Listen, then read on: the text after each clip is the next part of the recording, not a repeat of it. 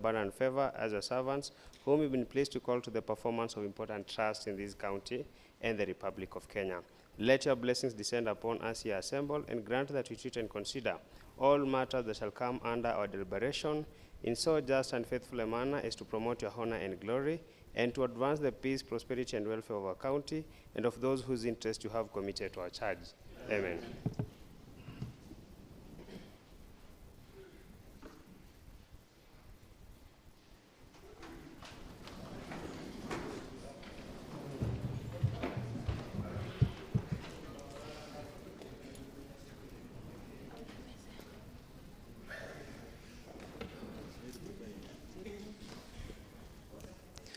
Order, honorable members. Honorable Clerk, kindly confirm whether you have the quorum. Honorable Speaker, quorum is present.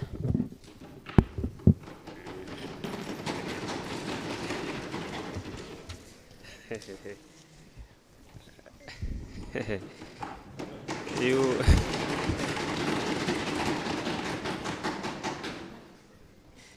honorable members, does that you happy because you have the quorum? Huh? Honorable members, welcome to today's sitting. Today, September 17th, 2024, 2:30 p.m. Sitting.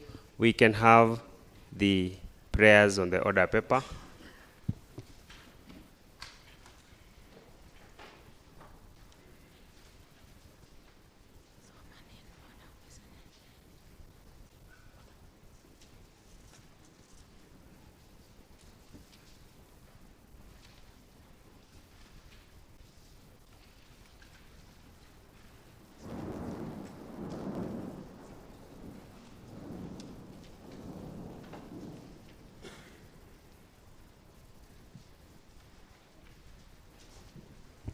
Honorable members, sorry for the delay in dispatching the order paper.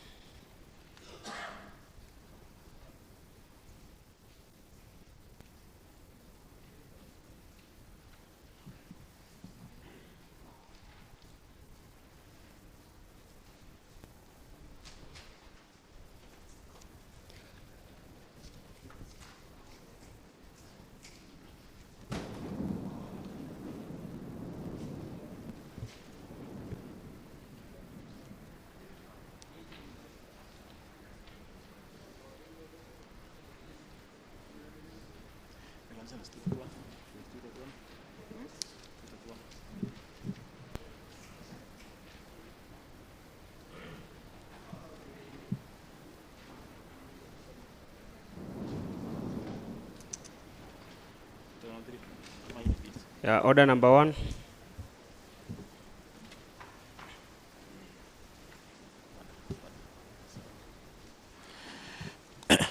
Order number 1, administration of oath. Next order. Order number 2, communications from the chair.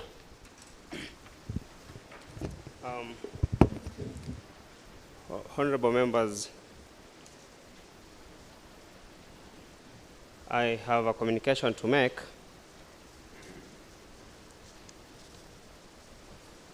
Honorable members, I wish to make the following communication that my office has today, the 17th September 2024, received a letter of resignation tendered by Honorable Emmanuel Kipchumba, who has since resigned from the position of the Vice Chairperson, Sectoral Committee on Transport and Infrastructure. Therefore, honorable members, I declare the position of the Vice Chairperson, Transport and Infrastructure Committee vacant, and that the clerk to the County Assembly shall, pursuant to the standing orders 162.2, appoint a place and time for the meeting of the committee to elect the Vice Chairperson by the members of the Transport and Infrastructure Committee. I therefore take this opportunity to wish Honorable Emmanuel Kipchumba the very best in his endeavors as he undertakes other committee responsibilities. I thank you. Next order. Order number 3, messages. Next order. Order number 4, petitions. Next order. Order number 5, papers.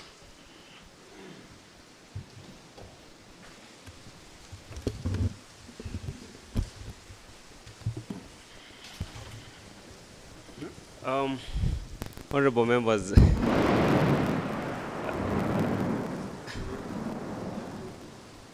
if there are any papers to be tabled, you kindly proceed to do the same.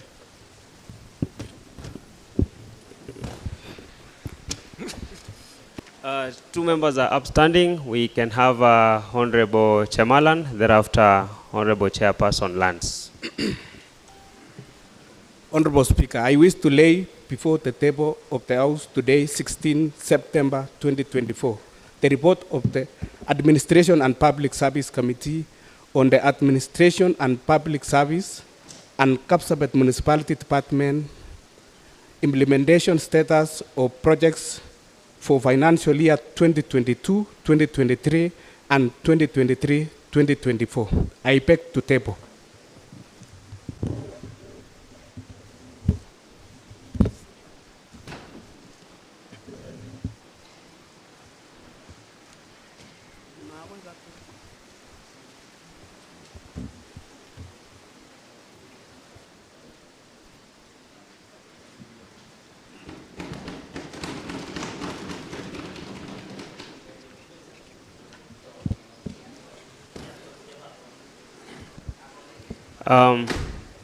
Honorable Sum, Honorable Member from Kabisaga.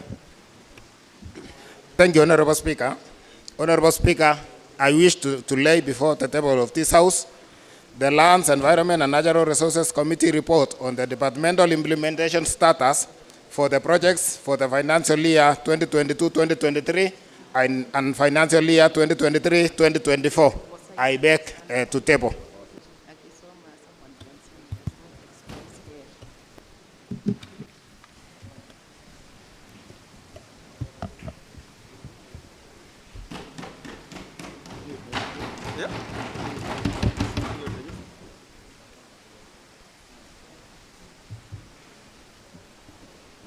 Any other paper to be tabled, please? Honorable Kogo from Sangalo Kebulonik. Thank you, Honorable Speaker. I wish to lay before this House a report on the Sports, Youth and Talent Development Committee report on Sports Department implementation status, report of projects for financial year. Order, honorable members. Let the honorable member from Sangalo be heard in silence, for financial year 2022, 2023, and 2023, 2024. I beg to table.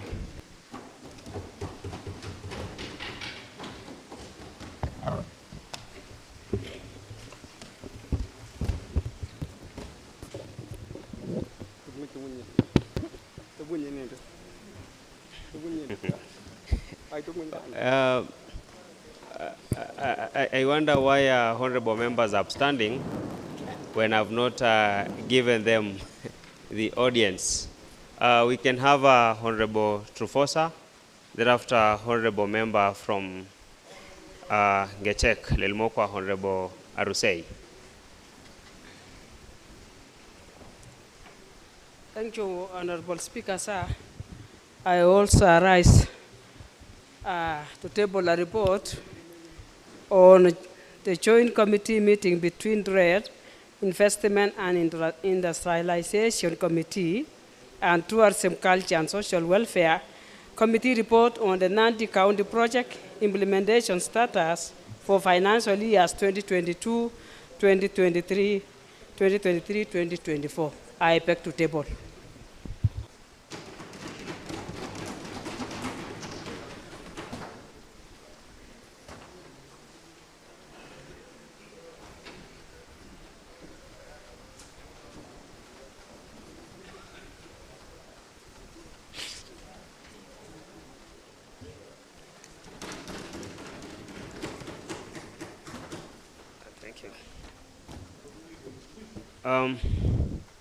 Honorable Martin Douglas, Honorable Arusei. Okay, Mr. Speaker, I beg to table a report on the agriculture and cooperative projects implemented status report on 2022-2023. I table.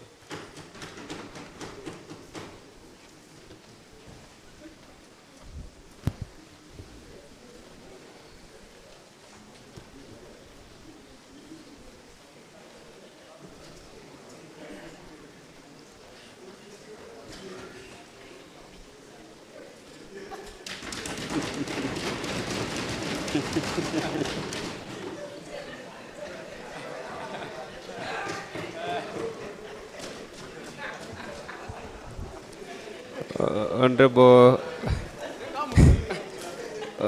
Honorable Ruse, you seem to have come from very far.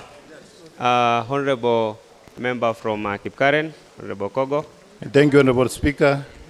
I beg to table the report from Transport and Infrastructure Committee on the implementation status for financial year 2022, 2023, and 2023, 2024. Allow me to table, Honorable Speaker.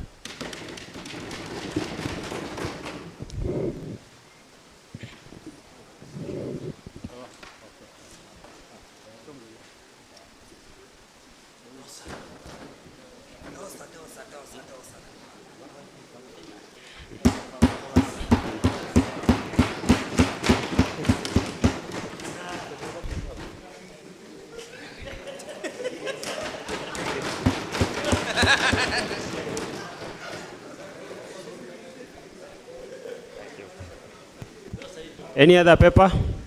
Honorable member, Honorable Kiprop. Thank you, Honorable Speaker. I wish to lay before the table of the House on today on 16 the report of Education and Vocation Training Committee on the departmental implementation status of the project for financial year 2022-2023 and 2023-2024. Honorable Speaker, I beg to table.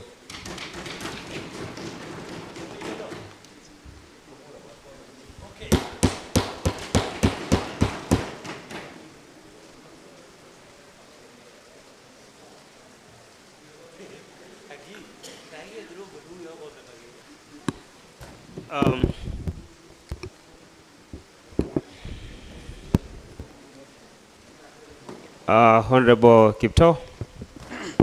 Thank you, Honorable Speaker. I rise to table the report on finance and economic planning on the status, on the implementation status report for the financial year 22-23 and 23-24. I beg to table.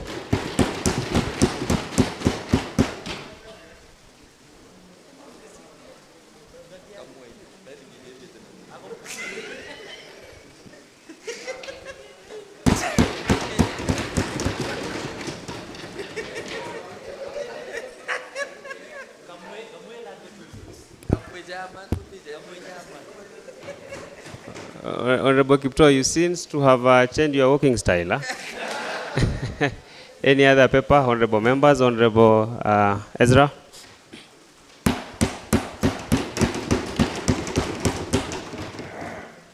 Honorable Speaker, with me here is the report by Health and Sanitation Committee, Honorable Speaker, on the implementation status of projects financial year 22-23, 23-24.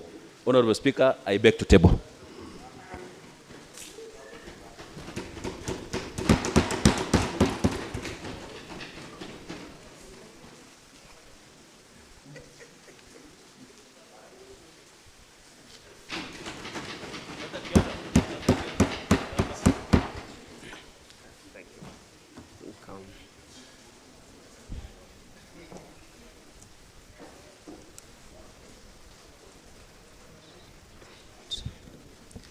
Any other paper to be tabled? If there's none, next order.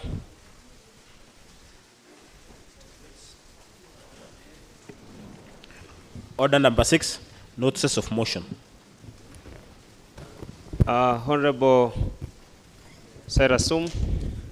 Honorable Speaker, I wish to give notice of motion that this House adopts the Lands, Environment and Natural Resources Committee report on departmental implementation status report of projects for financial year 2022-2023 and 2023-2024, tabled at the floor of this House on 17 September 2024. Thank you. Honorable Chamalan. Honorable Speaker, I wish to give a notice of motion that this House adopts Administration and Public Service Committee report on Administration and Public Service and Kapsabet Municipality Departmental Implementation Status of Projects for financial year 2022-2023 and 2023-2024, laid on the table on 16 September 2024.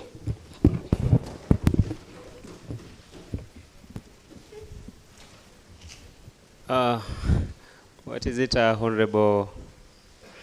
Notice of motion, Mr. Speaker.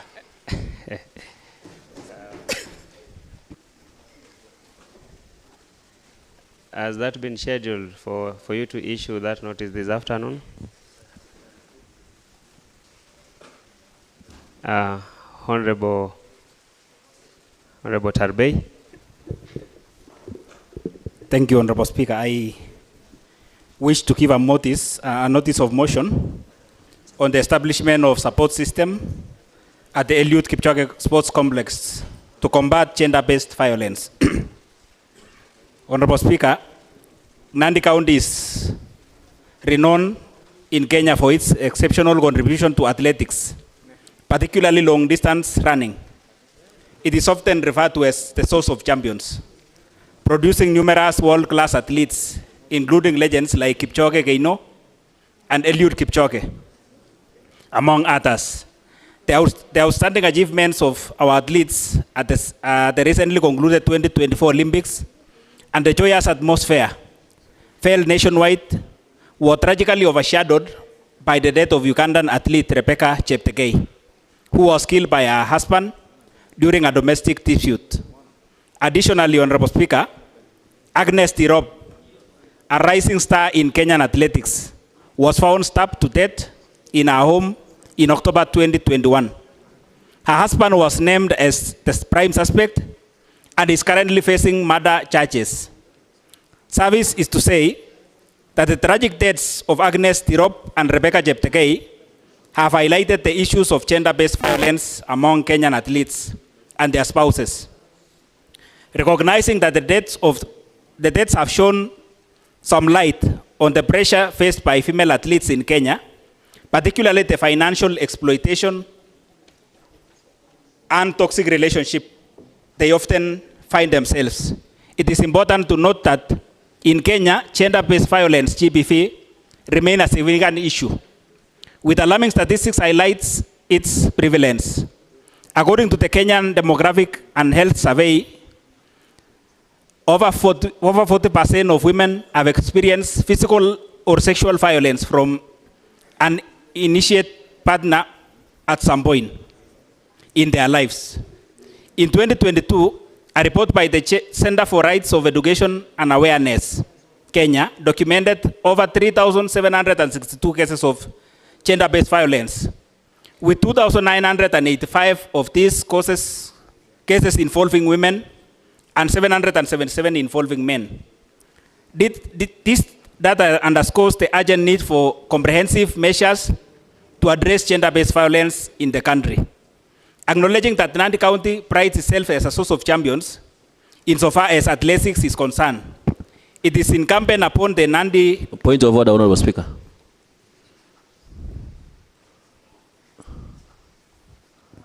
What is it, Honorable Ezra? As provided for in the standing order, Honorable Speaker, when we say notice, it will be something short, Honorable Speaker. Be seated. The member is already moving a motion. We are not sure if he's moving the motion or is giving notice, because anytime a notice is given, it's something short and brief to the point. Honorable Tarbey, will you still maintain the position that you're moving a motion or issuing a notice?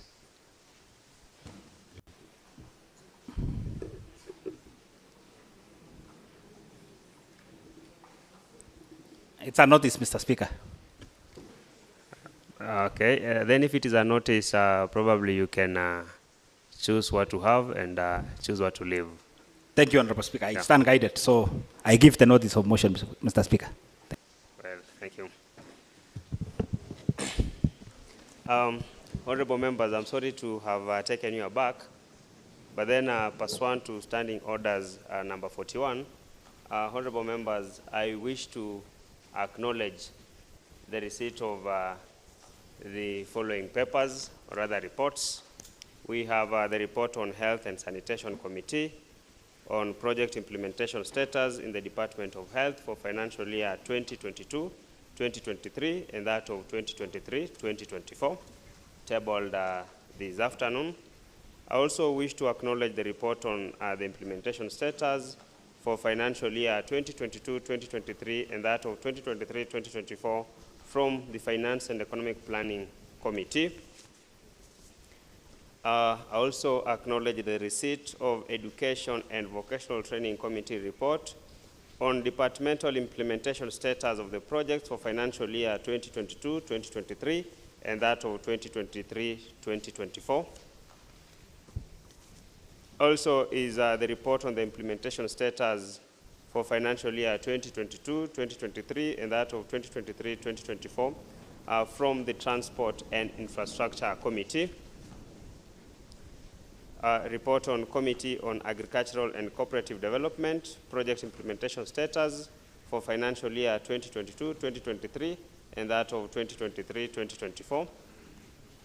I also acknowledge the receipt of the joint committee meeting between the Trade, Investment and Industrialization Committee and Tourism, Culture and Social Welfare Committee report on the Nandi County project implementation status for financial years 2022-2023 and that of 2023-2024. I also acknowledge the receipt of Sports, Youth and Talent Development Committee report on the Sports Department implementation, status report of projects financial year 2022-2023 and 2023-2024. Also a report on Lands, Environment and Natural Resources Committee report on department implementation status for the projects for financial year 2022-2023 and that of 2023-2024. And lastly, the report on Administration and Public Service Committee report on Administration and Public Service and Kapsabet Municipality departmental implementation status for the projects for financial year 2022-2023 and 2023-2024. Honorable members, we may therefore resume on order number 6, that is the notices of motion. We may proceed. Honorable Kogo. Thank you, Honorable Speaker. I rise to give a notice of motion on Sports, Youth and Talent Development Committee report on Sports Department implementation status report of projects for financial year 2022-2023 and 2023-2024 laid on the table today, 17th September 2024. Thank you, Honorable Speaker. Any other notice of motion? Honorable Kipto. Thank you, Honorable Speaker. I wish to give a notice of motion on alteration of County Assembly calendar. Okay. Point of order, Mr. Speaker. What is your point of order, Honorable Korir? Thank you, Mr. Speaker. My point of order is order number 90, accuracy of facts. The Honorable Vice Chair Finance Committee is giving us notice of motion on what is already in the motion itself. Could he, that's a point of order.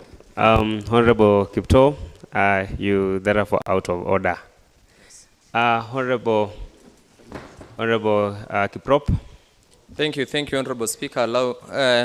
I wish to give a notice of motion that this House adopt Education and Vocation Training Committee report on the departmental implementation status of the project for financial year 2022-2023 and 2023-2024 laid before the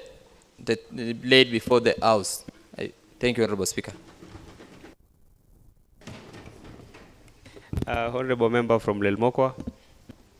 Okay, thank you, Honorable Speaker. I wish to give a notice of motion on agriculture and cooperative projects implementation status report on 2022-2023. Point of order, Mr. Speaker. Well, your point of order, Honorable Mosbey.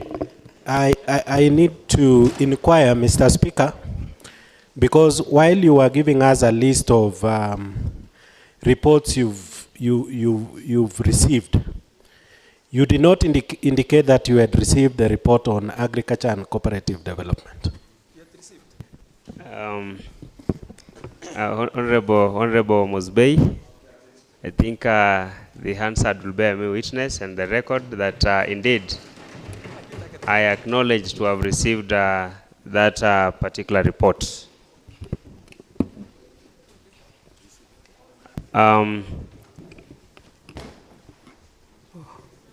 Honorable Kipto.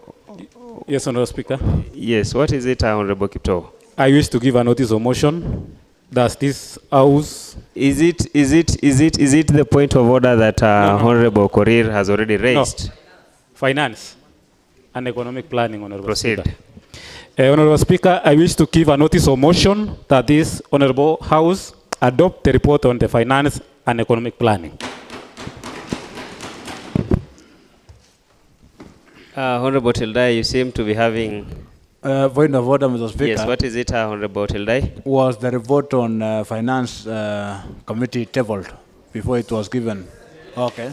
Yeah, indeed. No, it was Mr. tabled. Speaker, I was not seeing the chair, and I was requesting if the vice chair Honourable tabled the members, report. let the honourable member from Chepkunyuk be heard in silence. Honourable Tildai, indeed, the report on finance and economic planning for financial year 2022, 2023, and 2023, 2024 tabled. Honourable Trufosa. Thank you, Honorable Speaker. I also arise to give a notice of motion on trade, investment, industrialization, tourism and culture, social welfare, financial status for 2022, 2023, 2023, 2024. Thank you. Honourable Kogo, honourable member from Kipkaren. Thank you, Honorable Speaker. Allow me to give a notice of motion on implementation report of Committee of Transport and Infrastructure report for financial year 2022, 2023, 2023, 2024.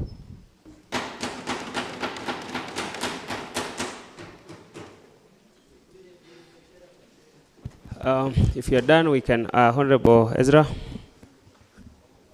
Honorable Speaker, I stand to give a notice of motion on Health and Sanitation Committee reports on implementation status of projects of two subsequent financial years, 22, 23, and 23, 24, tabled on the table of this House today in the afternoon, Honorable Speaker.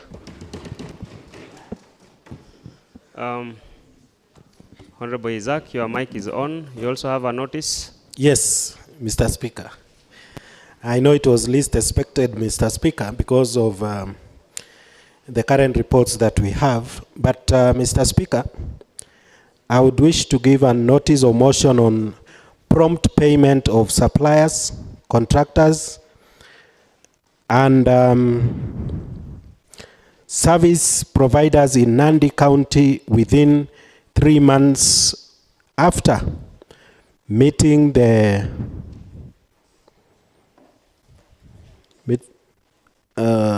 meeting their contractual terms. I beg to give the notice. Thank you. Any other notice of motion? If there's none, we can proceed to the next prayer. Order number 7, statements. Honorable Matata, are you seeking a statement or are you making a response to a statement? I'm seeking a statement. Any response to a statement, honorable members? If there's no response, you can seek the statement then. Thank you, Honorable Speaker. I'm seeking a statement, Honorable Speaker, on the status of flagship projects in the county government of Nandi. Pursuant to Standing Order 45A1, I rise to seek a statement from the Chairperson Implementation Committee concerning the status of flagship projects in the county of Nandi. Honorable Speaker, the rationale of allocating huge financial resources in flagship projects was to spur economic and social growth in our county. Honorable Speaker, the County Assembly has in every year sacrificed other development projects and allocated funds to the completion of flagship projects, but the completion of the very projects are not coming to fruition. Honorable Speaker, public procurement and asset disposal regulations provide that variation of contracts above 25% must be advertised pursuant to Section 139(6) of the Public Procurement and Asset Disposal Act 2015, and that no variation should be done within the first year from the commencement of the contract. Honorable Speaker, delay to honor payment certificates attract interest on the procuring entity. In light of the above, the following are some of the flagship projects in Nandi County. 1. Cabiet Dairies. 2. Chebonet Coffee Mill. 3. Kapsabet Mother and Baby. 4. Nandi Textile at Mosoriot. 5. Fresh Produce Market at Kapsabet. 6. Avocado Aggregation Center at Lesos. Honorable Speaker, the chairperson, in consideration of the above projects, to provide the following information to this House. 1. Provide the actual contract sum. Honorable Speaker, should provide the engineer's estimate against the contracted sum. Because, Honorable Speaker, before the commencement of these projects, a design was done and it was costed. So we need the chairman to provide the actual engineer's estimate against the contracted sum. 2, the commencement period of the project. Contractually, Honorable Speaker, every project should have a life cycle. It should have a starting date and a date of completion. Honorable Speaker, some of these projects are now running even to 7 years of execution. So we need the chairman implementation, and Honorable Speaker, the chairman and the honorable member are making noise to me. Please protect me, Honorable Matata, you are protected. Honorable members, kindly consult in low tones so that the member can be heard in silence. So, Honorable Speaker, these projects, since they began, they are always under implementation. Year in, year out. Since I came to this assembly, we have been appropriating money to these projects. We don't know even when they are supposed to be completed.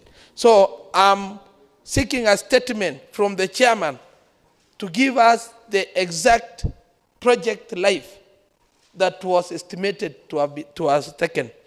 Honorable Speaker, the chairman also should provide contract variation, if any. Simply because, Mr. Speaker, with the duration that these projects are taking and the inflation in the country, there must be some variations. So we need to be told how much variation have been necessitated due to the inflation rates that are in our country currently. Honorable Speaker, the fourth issue that I need the chairman to address, the quarterly reports in respect to contract varied more than 25%, if any, submitted to the Public Procurement Regulatory Authority, pursuant to Section 139(5) of the Public Procurement and Asset Disposal Act 2015. The Act, Honorable Speaker, is very clear that in case of any variation, the procurement regulatory authority should be notified. And I want the Honorable Chair for implementation to give and provide documents to that effect if there is any variation on the above projects. The amount paid to date, Honorable Speaker, these projects, as we have been appropriating money, I'm very certain payment has been made. I request or I demand that the chairman should provide all the payments to each project since payment began to date, and it should be supported with payment certificate. From the first payment certificate to the last one to date. Number 6, pending payment, if any, and reasons of non-payment. Honorable Speaker, sometimes while walking around, you hear some contractors complaining that they have not been paid, despite of them completing some of the projects. So I want the chairman implementation to inform this House if there is any pending payment on the above projects and the reasons of non-payment, despite this House appropriating money to that effect. Number 6, interest on delayed payment also, if any. The Public Procurement Act is very clear that when you delay, when a client is not meeting obligations, there should be penalties to that effect. So if there are any penalties to non-payment, delay in non-payment of the above projects. Number 8, the contract evaluation tender committee meetings as well as the tender award committee meetings. Number 9, tender award letters. Number 10, disclosure of other sources of funds such as grants from partners. Mr. Speaker, what is happening outside there is sometimes we hear that we have some donors to some of these projects. We need the chairman implementation to come clean and should also show us that if there is such kind of partnership in these projects, we must be told how much money has been given as grants and how much money has been given as donated money. Number 11, provide details on the extension of contract period. Honorable Speaker, this is just common knowledge. I'm very certain that these contracts are running beyond the contract period that was stipulated. The Honorable Chair here should give us the details of the extension of contract and the reason for that, to that effect. Honorable Speaker, the list of members, point number 12, the list of members of contract implementation committees constituted pursuant to Section 151 of the Public Procurement and Asset Disposal Act. Every project should have the project implementation committee. So we need the chair implementation to give us that information. And finally, Honorable Speaker, minutes of contract implementation committee in each meeting that was held. We need that the chairman provide minutes to that effect. Thank you, Honorable Speaker. Honorable member from Olesos. Thank you, Honorable Speaker. I noticed that the comprehensive statement from Honorable Matata requires quite a bit of work. And I also noticed that it touches on the purview of pick and pack. I wish to seek your indulgence, Honorable Speaker,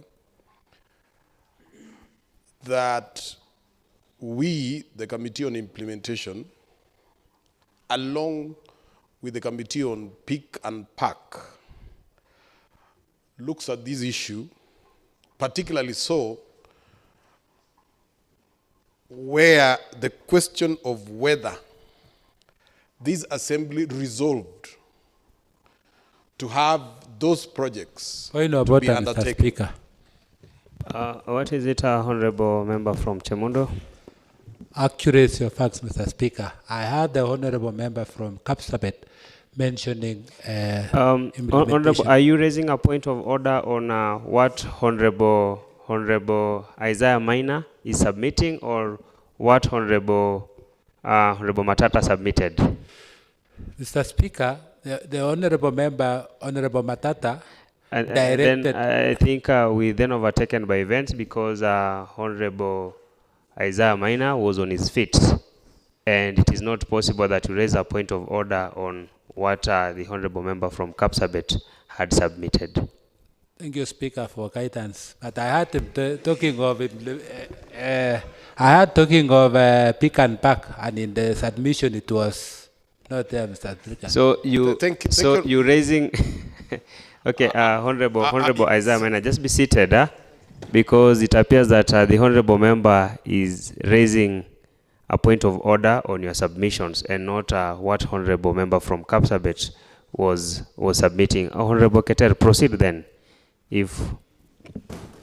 Thank you, Mr. Speaker. Because our honorable member is just including a different person, Mr. Speaker, towards what he has been assigned. I don't know, is it in order or what does it mean? Because what the honorable member from Kapsabet has really directed to the implementation. I was expecting, Mr. Speaker, the honorable member to give us timeline for the said motion, Mr. Speaker, not sending it to someone else, Mr. Speaker. Honorable Ketera, I believe Honorable Isaiah Minor is making his submissions, whereas honorable member from Kapsabet was suggesting that the chairperson to handle that, but then it is the chair speaking here who will give directions.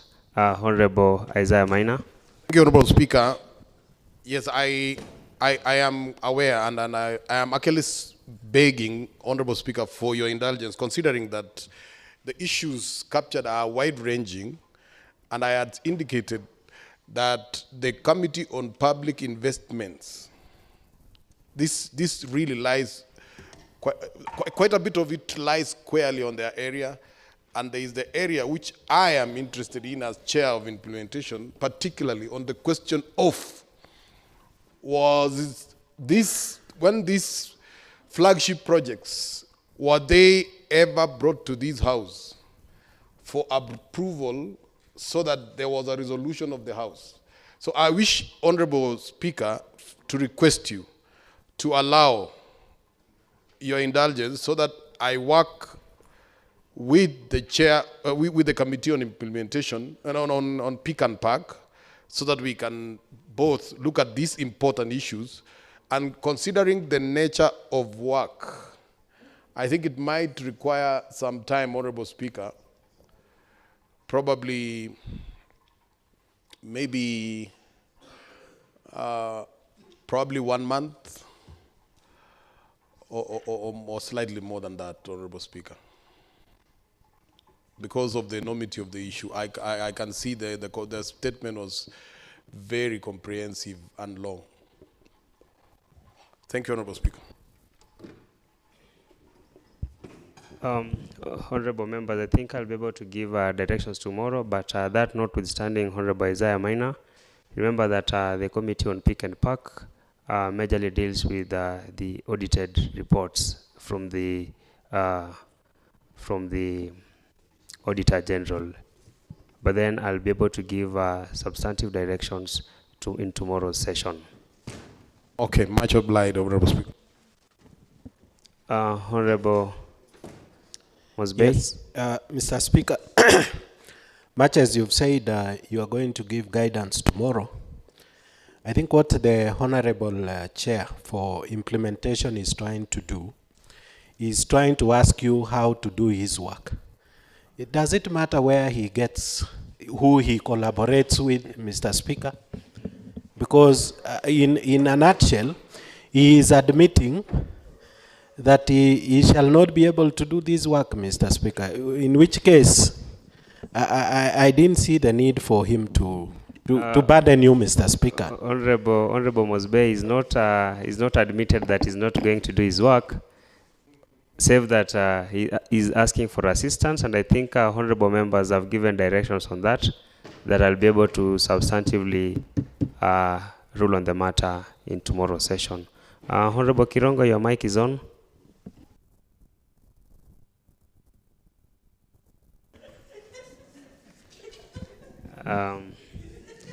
Next order.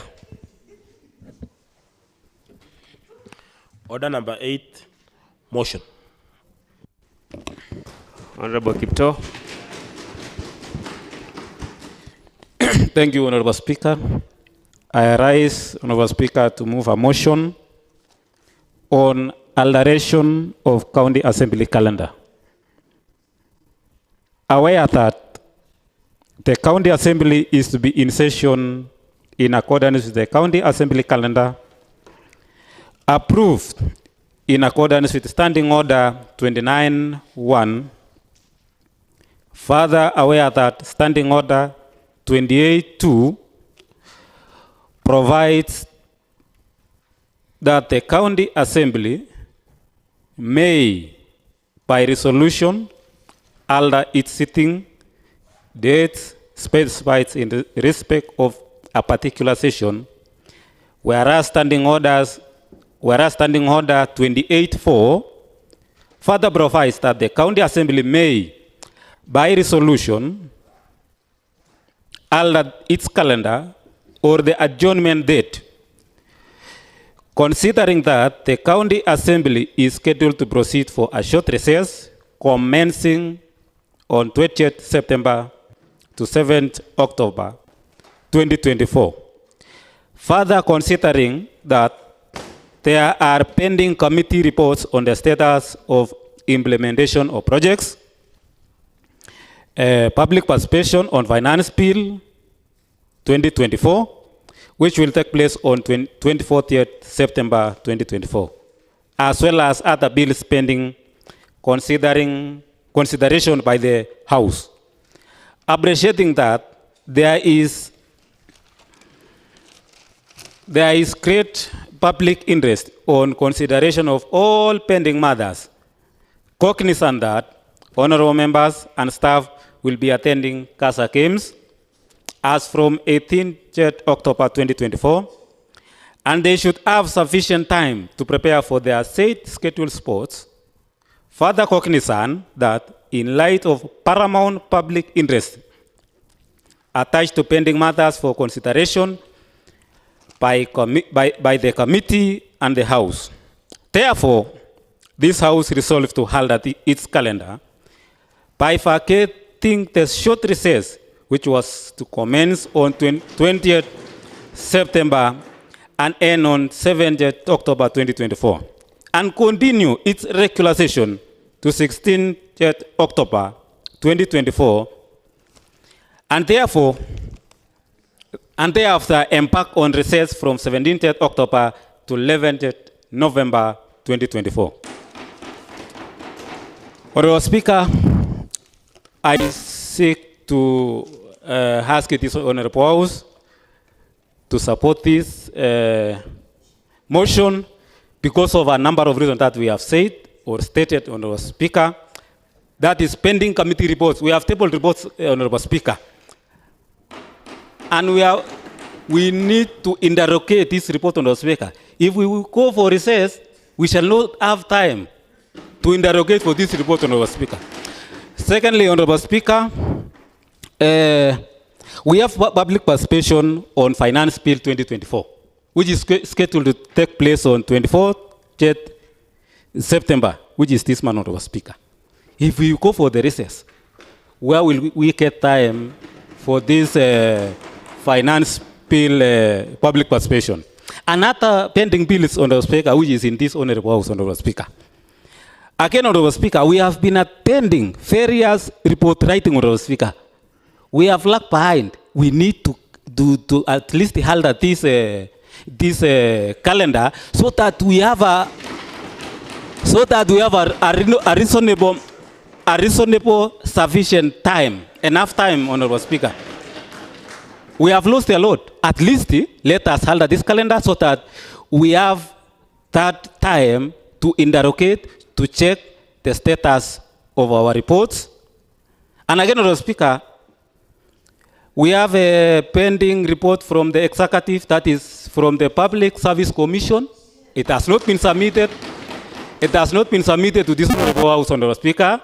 So we need to wait because the Wananchi, the citizens, the staff of the county of Nandi, Honorable Speaker, are waiting for us on this matter, that is Public Service Commission report.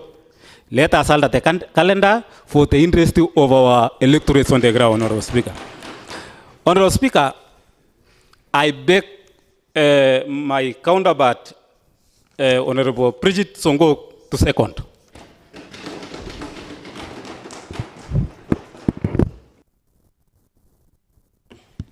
Honorable members, I will proceed to propose that aware that the County Assembly is to be in session in accordance with the County Assembly calendar approved in accordance with Standing Order 29.1.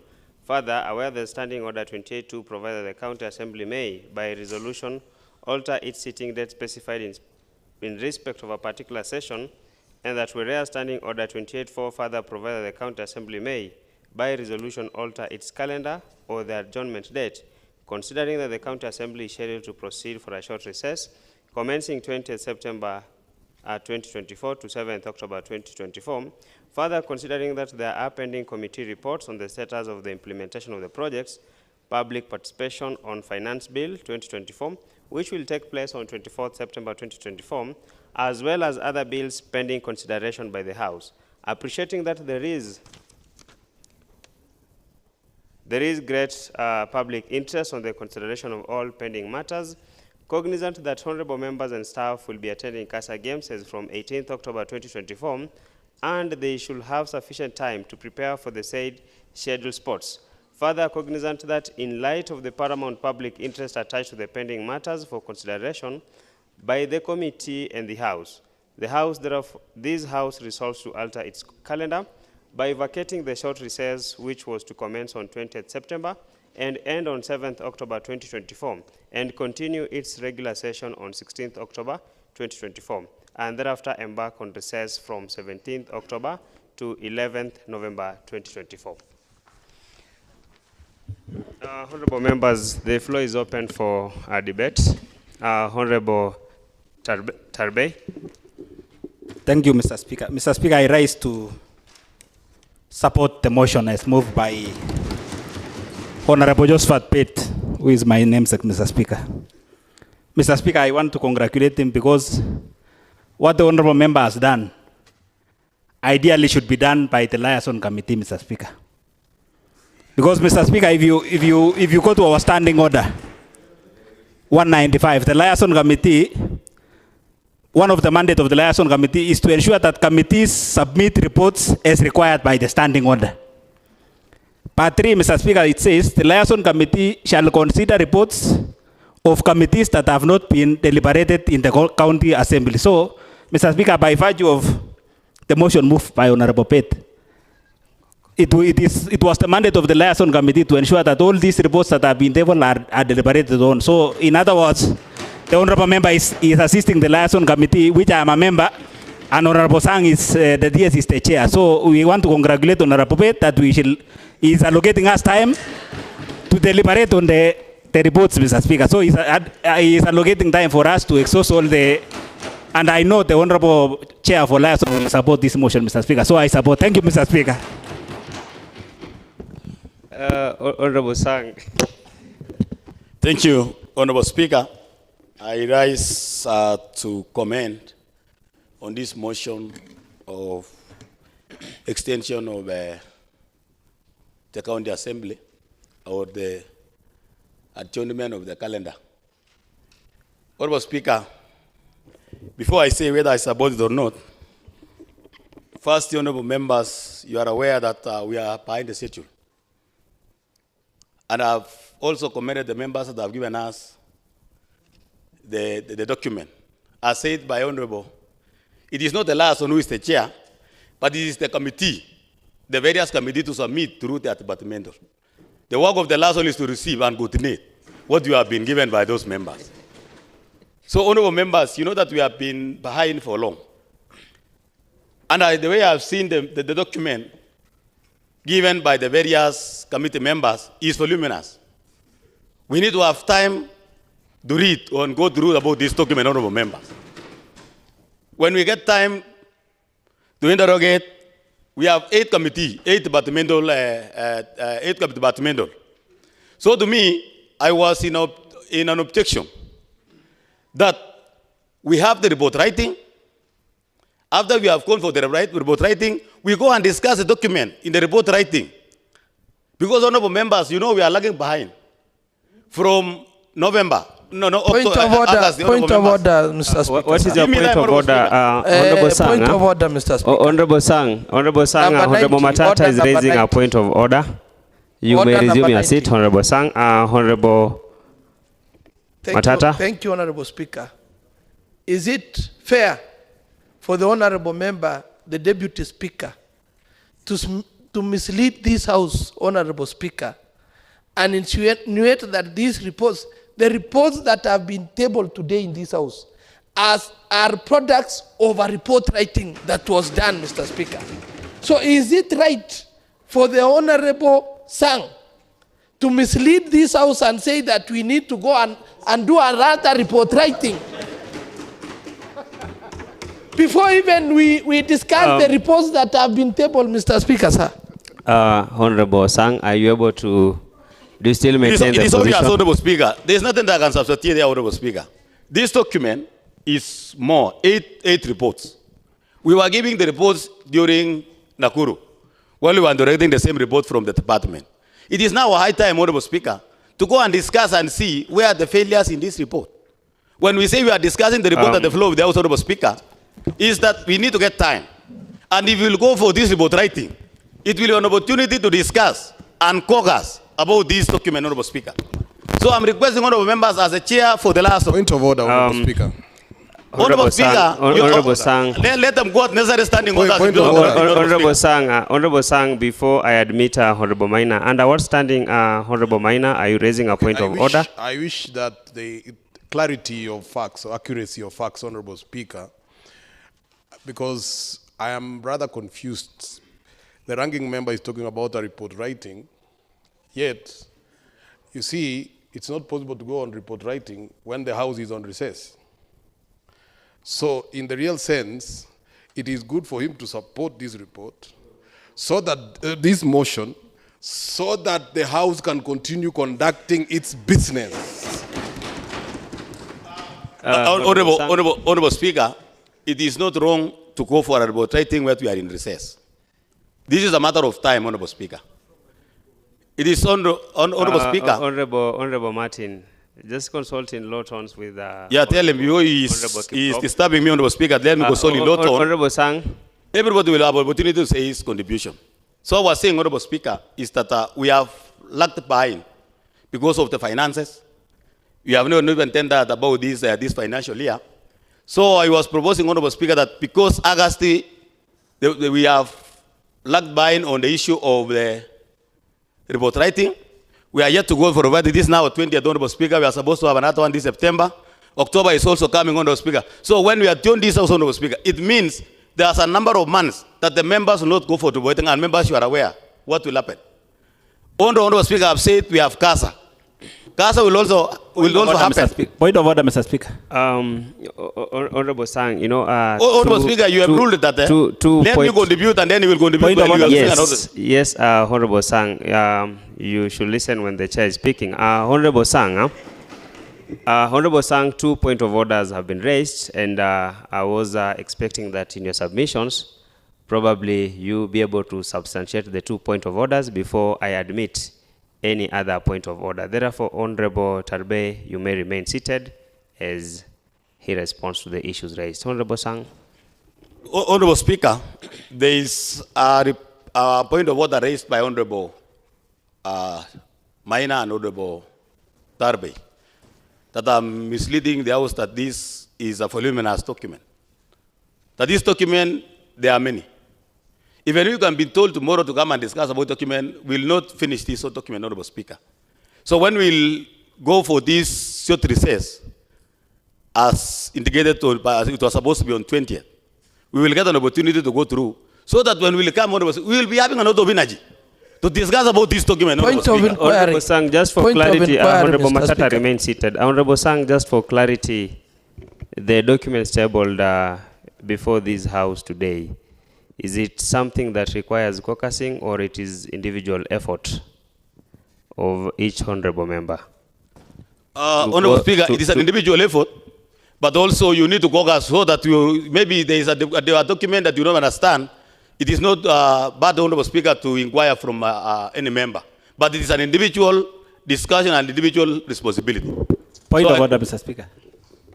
What are these point of orders? Honorable Sang remain seated. Honorable Tarbey. Mr. Speaker, I am resting on point of order number 195 on the mandate of the liaison committee. The honorable member has said that he had planned for members to go for report writing. And if you consider standing order number 195, 2 part C, it said one of the functions of the liaison committee is to consider the programs of all committees, including the need to travel and sit away from the presence of the county assembly. So is it in record, Mr. Speaker, that the liaison committee have met and agreed that this honorable house is going for report writing, Mr. Speaker, or the honorable member who is the chair is misleading the house, Mr. Speaker? And if so, Mr. Speaker, we need the minutes of the same, whether the liaison committee had sat and deliberated on the same, Mr. Speaker. Because he's the chair, Mr. Speaker, he can... Honorable Sang. Honorable Speaker, it is true that the members, the liaison coordinates and prepare the programs. But Honorable Speaker, because somebody will raise also a member on the point of accuracy, I had planned, Honorable Speaker, to move a motion today to attune this house. Now, because it was overtaken by events, I said I must come to the house so that I defend. And if the members will agree with me, we attune. And if not, we continue. I'm only giving my point as an individual member of Chepkomia County Assembly, and also the members of liaison as the chairman of the welfare for this county assembly. I'm not refusing honorable members that we need to conduct the business in this assembly. But according to the honorable members, the way things are happening, the number of days are not within. And we will be continue. It means by the end of this year, we will be having some number of business pending in the report writing. So I'm requesting honorable members, there are two things. Point of order, Mr. Speaker. Honorable Speaker. Honorable Martin, just remain seated. Remain seated, Honorable Sang. Honorable Speaker, you know, this is another way of distracting members to discussion. Even me, when I'll be finishing sitting down and sit down, I will not be discussing about honorable, quoting unnecessary standing orders. Honorable Sang, by the virtue that the Speaker has admitted those point of orders, it is not unnecessary quotations of the standing orders. Order, Mr. Speaker. Honorable Martin. Pastor to standing order number 90, please. Mr. Speaker, accurate of facts, Mr. Speaker. Is the honorable member, who is a ranking member of this House, Mr. Speaker, in short, admitting that he has failed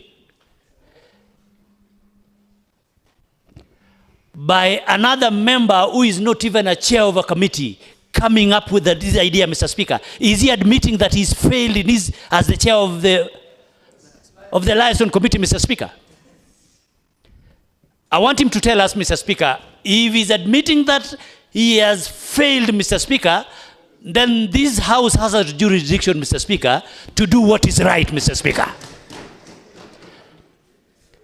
Because in the first case, Mr. Speaker, he is a ranking member, he knows the standing orders, he knows what the standing orders, the job description of being a chair of a liaison committee, Mr. Speaker. So in short, Mr. Speaker, I'm saying the chairman has failed. And if the chairman has failed, Mr. Speaker, then there are consequences following the failure of the chair of a committee, Mr. Speaker.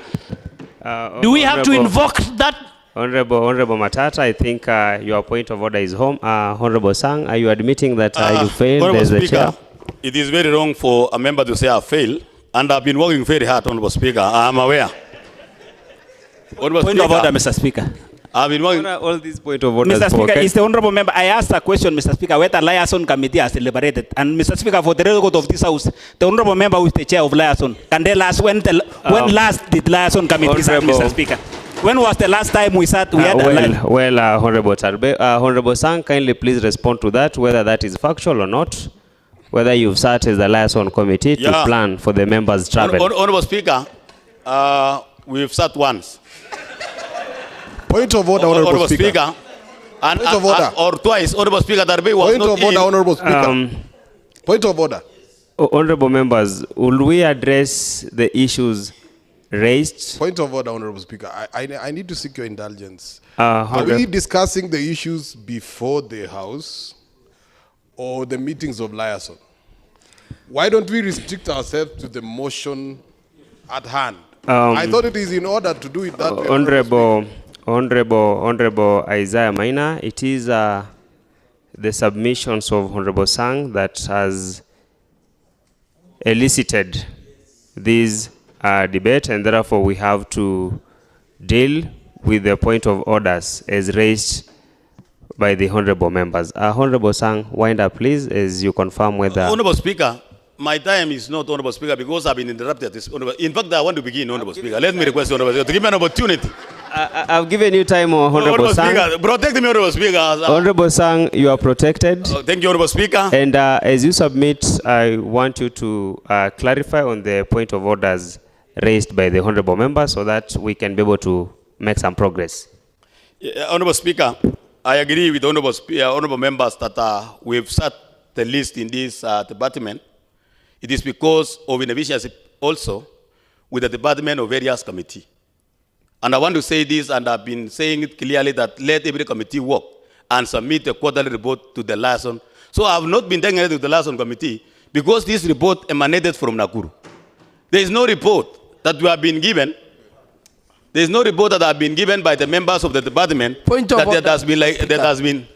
Honorable Speaker, I'm waiting for Honorable Matata, just remain seated, please. Point of order, Honorable Kogo. Understanding order number 9. Honorable Kogo, just remain seated. Honorable Sang, wind up, please, as you respond to those issues.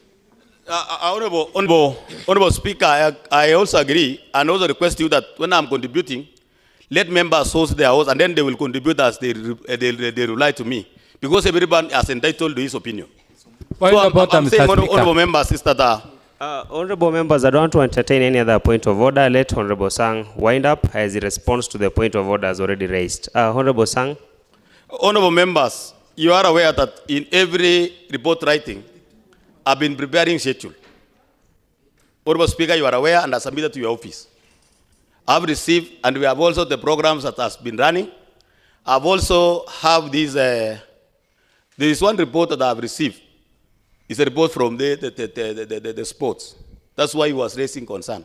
But the other members have been giving, when we have the report writing, give us the report. Mr. Speaker. So that I table. Mr. Speaker, point of order. Honorable Speaker, you are truly Honorable Speaker that let me wind up as I respond what I've been asked, Honorable Speaker. Mr. Speaker, we need clarification whether he is receiving as an individual or a liaison committee, Mr. Speaker, because we need clarification of fact.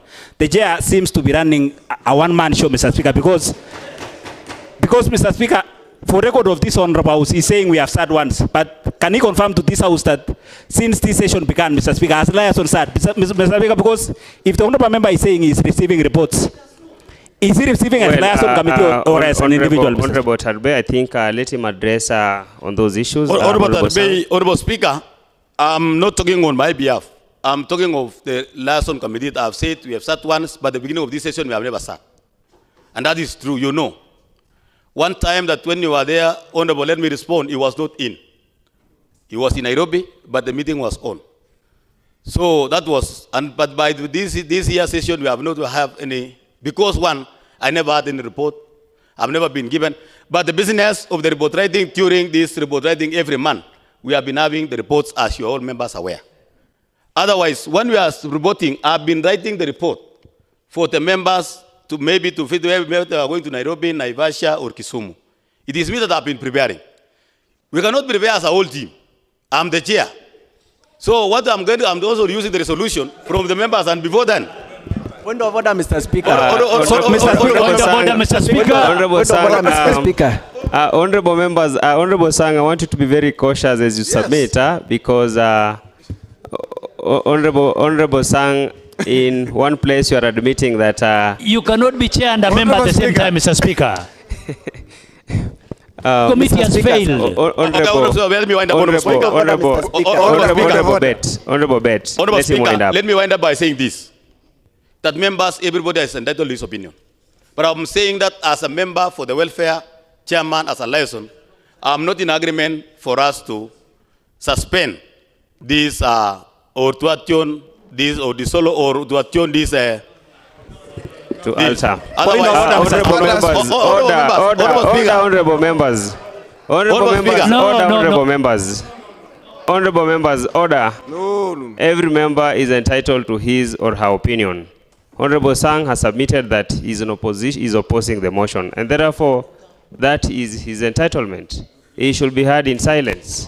Mr. Speaker, the honorable member cannot stand today and oppose a motion that he should have been the one bringing the motion into the floor. Honorable Martin Douglas, you out of order. Each and every honorable member has his or her opinion. So, Honorable Sang, wind up in a minute, please. Honorable Speaker, maybe the members, maybe the language that I used, maybe honorable member, this report that we are discussing, it has not been submitted to this floor. That is why when we were in Nakuru, the members said that let us have this report. That's why every member, including me, was part of these reports. And now the members we were discussing... Point of order, Mr. Speaker. Mr. Speaker, please. Mr. Speaker, please allow us. Honorable members. Allow us to intervene. We cannot allow Honorable Sang, be seated. Honorable Sang, be seated. Allow me. Honorable Bet.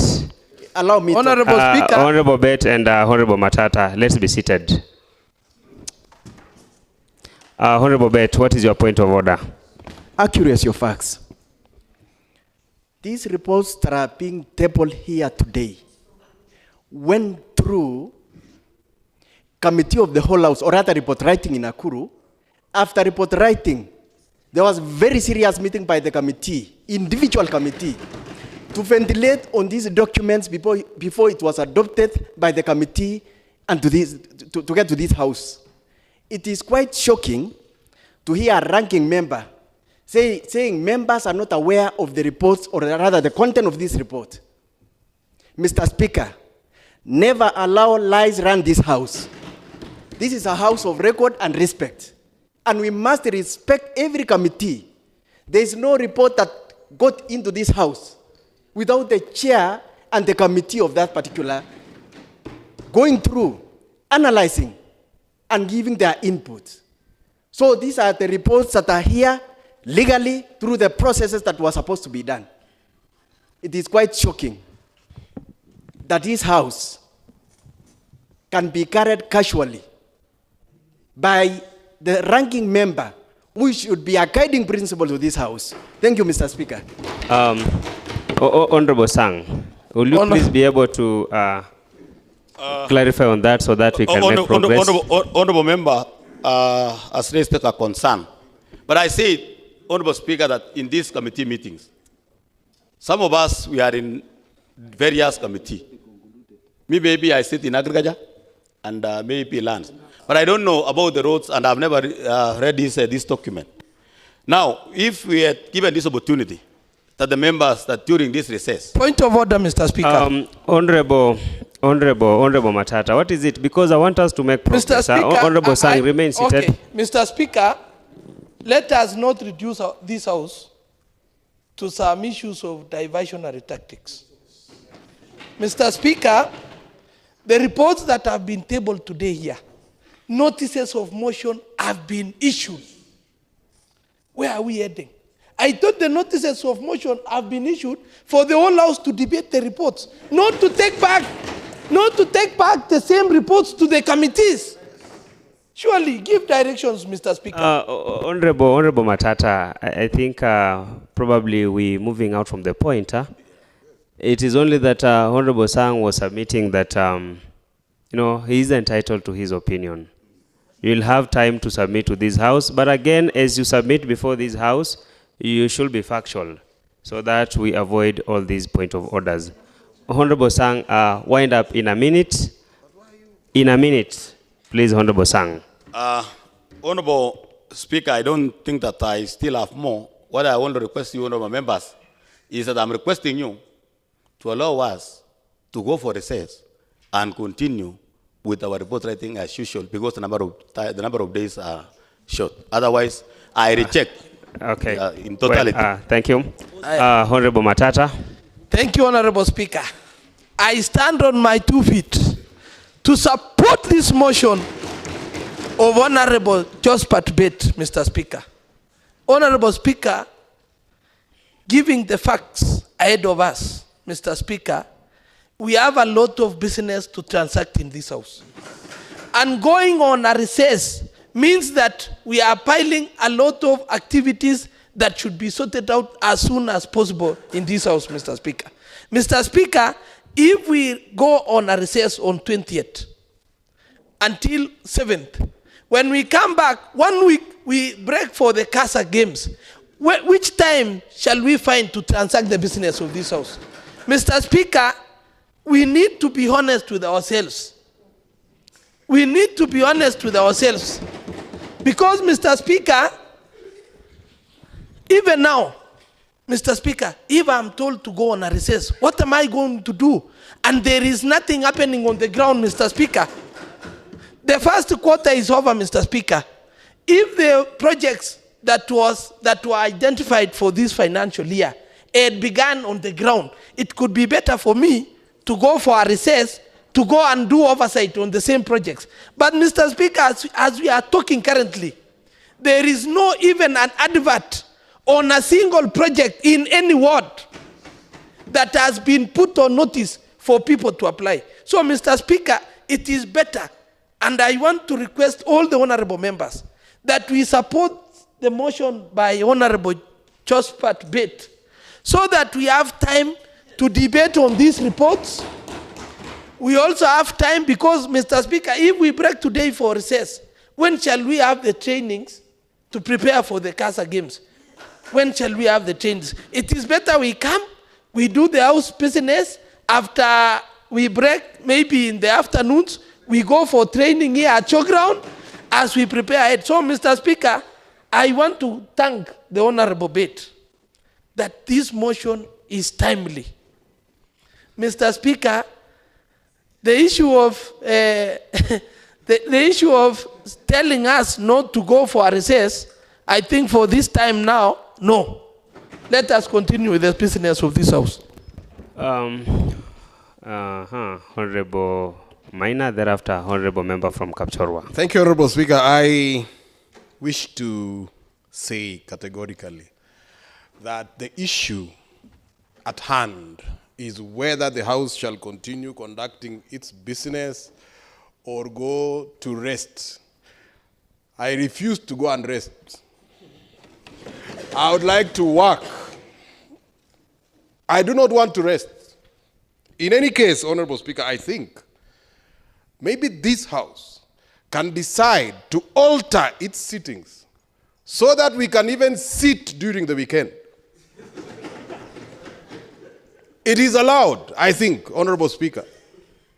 In any case, we could also probably, having looked at some of the reports, maybe 3 or 4, we can go for a report writing on a Friday and come back on a Monday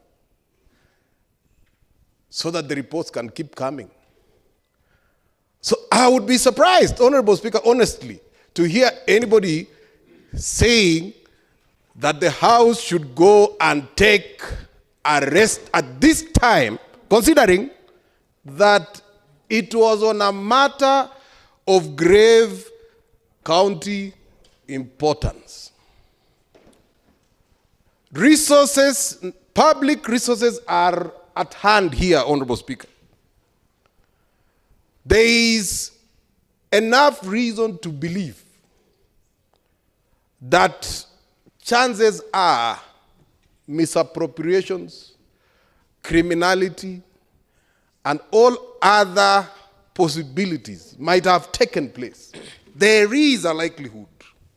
I would like to call on this House to unequivocally decide today that indeed we are altering the calendar and we are refusing to go on arrest because our people have told us very clearly that there should be no resting around this time. I do not wish to rest. I want to say, Honorable Speaker, let us work, let us scrutinize these reports. If it is night and day, even if we were to extend the sittings of this House so that we can be able to dispense with them, and if indeed there is anybody who has touched anything, if there is such a person, if indeed, I'm saying, it's just an allegation, I do not really know. I mean, that's why we are looking at the reports. And that is why it is important for us to remain here. And we will be available to go for report writing. So I don't think there is anybody who would have a question as to whether we can go on report writing or not when we are in session and not in recess.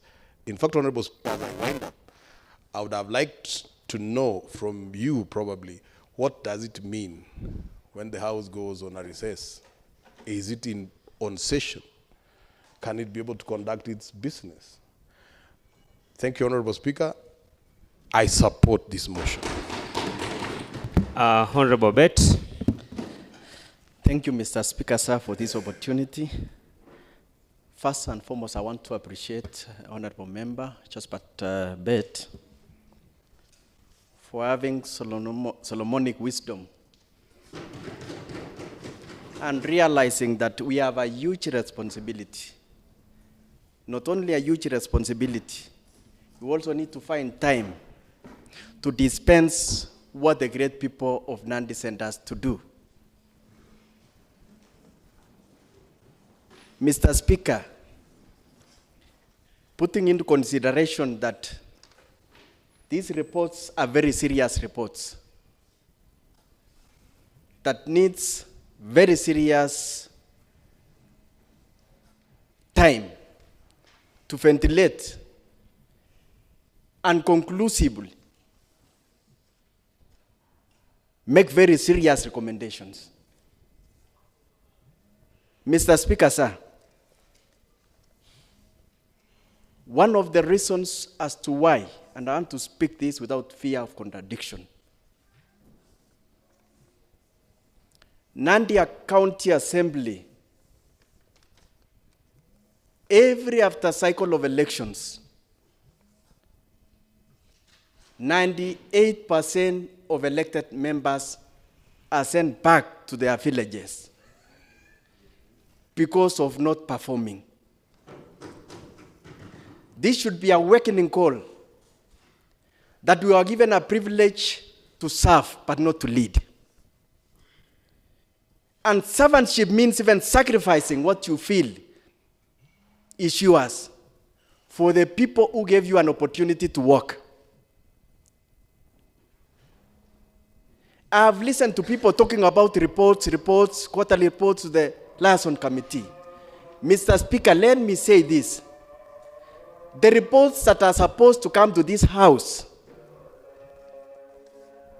for discussion and recommendation on some issues which requires recommendation have not been supplied to this House by the members of the executive, which should be done quarterly reports as per the PFM Act 166.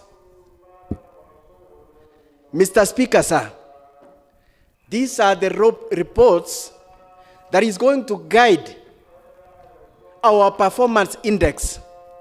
These are the reports that is going to ensure Nandi County gets development. These are not wedding preparations, Mr. Speaker, sir.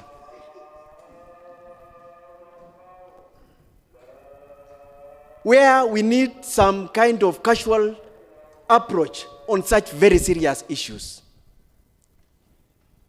If you move around Nandi County, as compared to other counties where there are massive development. Why don't we have development in Nandi County? One of the reasons is how even we carry ourselves. It's the way we conduct ourselves, the way we talk, pertaining very serious issue, and we want to make a joyride in this house. And I want to say this, Mr. Speaker, sir. And I want to speak to the leadership of this house. When anybody was given a privilege to serve in a position, it is not to rule but to serve. Honorable members, this is a report that we must have time. Unlike the honorable member from Kaptel Kamoyua usually says, that he normally supports very serious program with his whole debates. Even that it shows that we must treat this house with respect, and any report that touches on matters of public importance must be given due respect. Honorable members, we are not only looking at these reports as it is written. We must seriously interrogate. Remember our responsibility as oversight. Remember our responsibility as representative of the people. Remember our responsibility as legislators. We have a huge package to carry to ensure we have development. And the only way we can have this is to do a very serious ventilation of these reports that is within this house. Even if it means having time in this house to take a hard committee for further investigation on this report. This is the time that we need to adjust our calendar. Point of order, Honourable Speaker. Honourable Ezra, what is your point of order? Accuracy of Honourable facts. Bet, be seated, please. Based on the contributions by the member, Honourable Speaker, is the Honourable member preempting the contents of this report, Honourable Speaker, on the formation of ad hoc and what have you? I think the Honourable member should stick to the motion at hand and avoid dwelling into the reports that are in front of this particular house. Honourable Rotich, I heard Honourable Bet, he said that even if. That it does, I said even if. I've not made, you know. Yeah, that's what I heard. You know, sometimes the way we get to understand some of the languages can be very difficult. Mr. Speaker, sir, I want to make my submissions. Honourable members, I want to say, let us all arise and support this motion of alteration of calendar so that we can have some serious business in putting this Nandi into order and foster development. Thank you, Mr. Speaker, sir. Honourable Martin, thereafter Honourable member from Nandi, Honourable Milka. Thank you, Mr. Speaker. Mr. Speaker, I stand, Mr. Speaker, to support this motion, Mr. Speaker. Mr. Speaker, I want to accolade first the brainchild of this document, Mr. Speaker. The son, Mr. Speaker, of Kaptel Kamoyua, Mr. Speaker, has done us proud today, Mr. Speaker. Mr. Speaker, as we ventilate on this issue of today's motion, Mr. Speaker, I would wish the Almighty Father to bless that gentleman, Mr. Speaker. Mr. Speaker, this motion is timely. It is coming up at the right time, Mr. Speaker, when we have a lot of turbulence, Mr. Speaker, in this county, Mr. Speaker. And this is the right time to fix what is fixable, Mr. Speaker. Mr. Speaker, I want to agree that we have a lot of things, Mr. Speaker, to do. All of us as a house, Mr. Speaker, in various committees, Mr. Speaker, we have had enough time to ventilate on these documents, Mr. Speaker. And Mr. Speaker, I want to seek your indulgence, Mr. Speaker. If there is any better way, any appropriate way, Mr. Speaker, other than going to the report writing, Mr. Speaker, on how we can get facts on these documents, Mr. Speaker, please advise us, Mr. Speaker. Advise us. As the chair of this house, not even as a chair, Mr. Speaker, over and above, Mr. Speaker, as a legal practitioner, Mr. Speaker. I think we seek your indulgence, Mr. Speaker, so that you can tell us, according to the standing orders, what else can we add? So that we can exhaust this document, Mr. Speaker, and give out the issues perpendicularly, Mr. Speaker.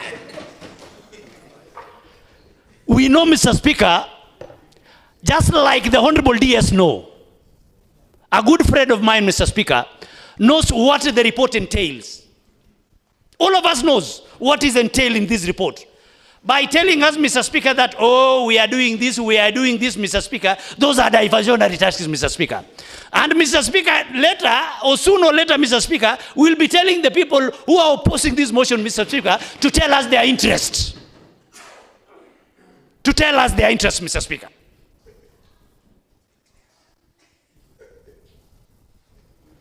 Mr. Speaker, as the sons and daughters of this county, Mr. Speaker, we want the best for our people. And this is the time, Mr. Speaker. And I'm so grateful, Mr. Speaker. And it reminds me of a story, Mr. Speaker. You know the first president of America, Mr. Speaker. The first president of America. His name is...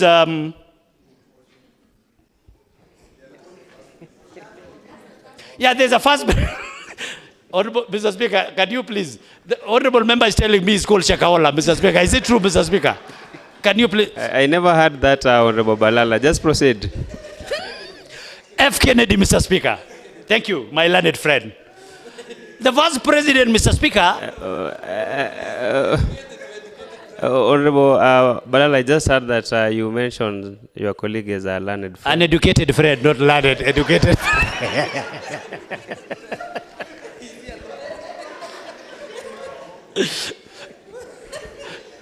Mr. Speaker, you're winding up, Honorable. Yeah, I'm winding up, Mr. Speaker. The first president, F. Kennedy, Mr. Speaker, when he was the president of the American, Mr. Speaker, as he was moving around the village, in a local village in America, Mr. Speaker, met a young man who was in a high school. And his name, Mr. Speaker, was Bill Clinton. And actually, Mr. Speaker, when F. Kennedy asked Bill Clinton, what do you want to be in future? Bill Clinton told him that I want to be the president of America. And because, Mr. Speaker, what comes out of your mouth, Mr. Speaker, is more powerful. 30 years down the line, Mr. Speaker, Bill Clinton became the president of the Americans, Mr. Speaker. When we came in, Mr. Speaker, we had a dream. And the dream was to salvage this county from the problem it had. This is the time, Mr. Speaker, we have been waiting for. We have to salvage this county, Mr. Speaker. We have to do what is right, Mr. Speaker. We have to save the people of this county. And this is, by saying this, Mr. Speaker, I stand and say, I support this motion and I refuse to go and rest, Mr. Speaker. Thank you, Mr. Speaker. Honorable Milka Chumba. Thank you, Honorable Speaker, for giving me this time for me to contribute and say my views. Sincerely speaking, honorable members, I think everybody here, us or us, is or our own thinking. I know we have a lot of work to be done. And this one can't make us not to continue. Simply because in Standing Order 28.2, reads that 29.1, Standing Order said it may.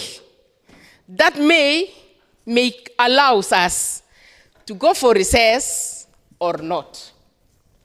By the word may. And I can say that we can do all these things. We can plan to go for report writing and come back, but not putting to say that we are going for recess. Because recess starts from 20th to 7th. That is a very long holiday or recess. I am saying so because we have got no money and there is nothing going on. We can go and write and sign and then come back and continue with our business. As they go for the requisition, they will see that we have sit somewhere and we have passed. Point of order, Mr. Speaker. Well, Honorable Martin. Honorable Martin. Honorable Martin. Honorable Martin is a ranking member, therefore let him prosecute his point Mr. of Speaker, order. And can the honorable member substantiate what she means by signing, Mr. Speaker? Because it is retrogressive, Mr. Speaker. Honorable Milka Chumba. Thank you. Not signing. We will go and sit for a report writing, not signing, please. So, and as you know that whenever we go for a report writing, there is something that they will see that we have gone to do something and they will pay us. That is why I was saying that let us leave, let us go with these 2 months. So that all these things will not be contested. Order, honorable members. And honorable members, as you prosecute this motion, I want you to, this house is to vacate the recess period and not issues as regard the report writing exercise. So let us confine ourselves. Let us confine ourselves to the contents of the motion. Yeah. Honorable Milka, are you done? You can proceed, please, as you wind up. Okay, let me wind up. I was saying so because we have CASA Kems here. We have the reports here. And all these, we are the ones to do it. So, I was in the opinion by saying that let's do all this, but let us not call it a recess. Let's go for report writing. And if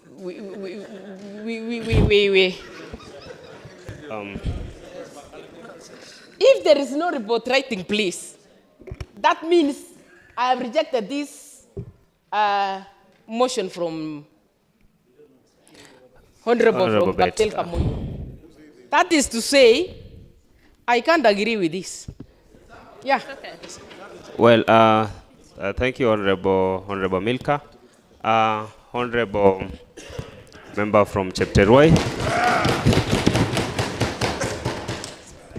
Thank you, Mr. Speaker, sir.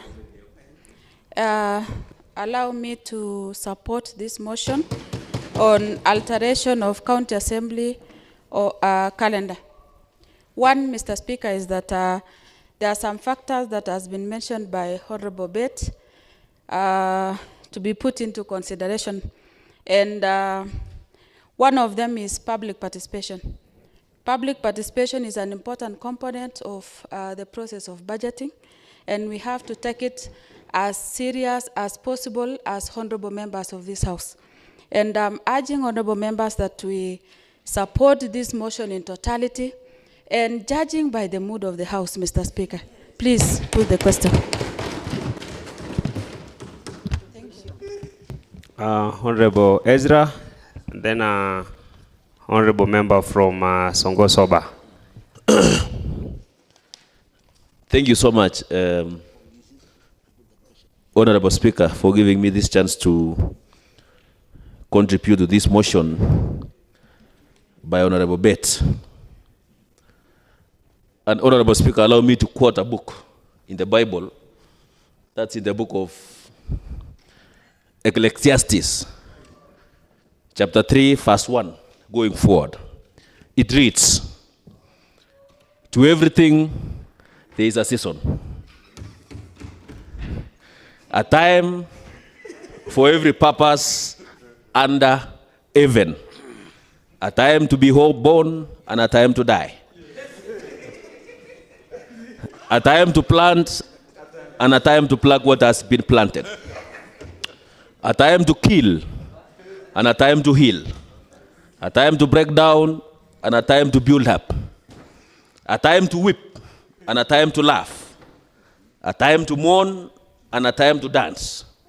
A time, Honorable Speaker, to cast away stones, and a time to gather stones.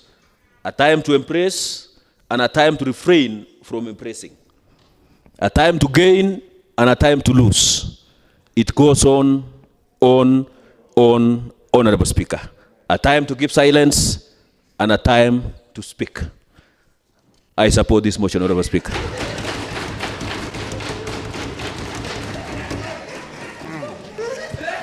Honorable Chelule.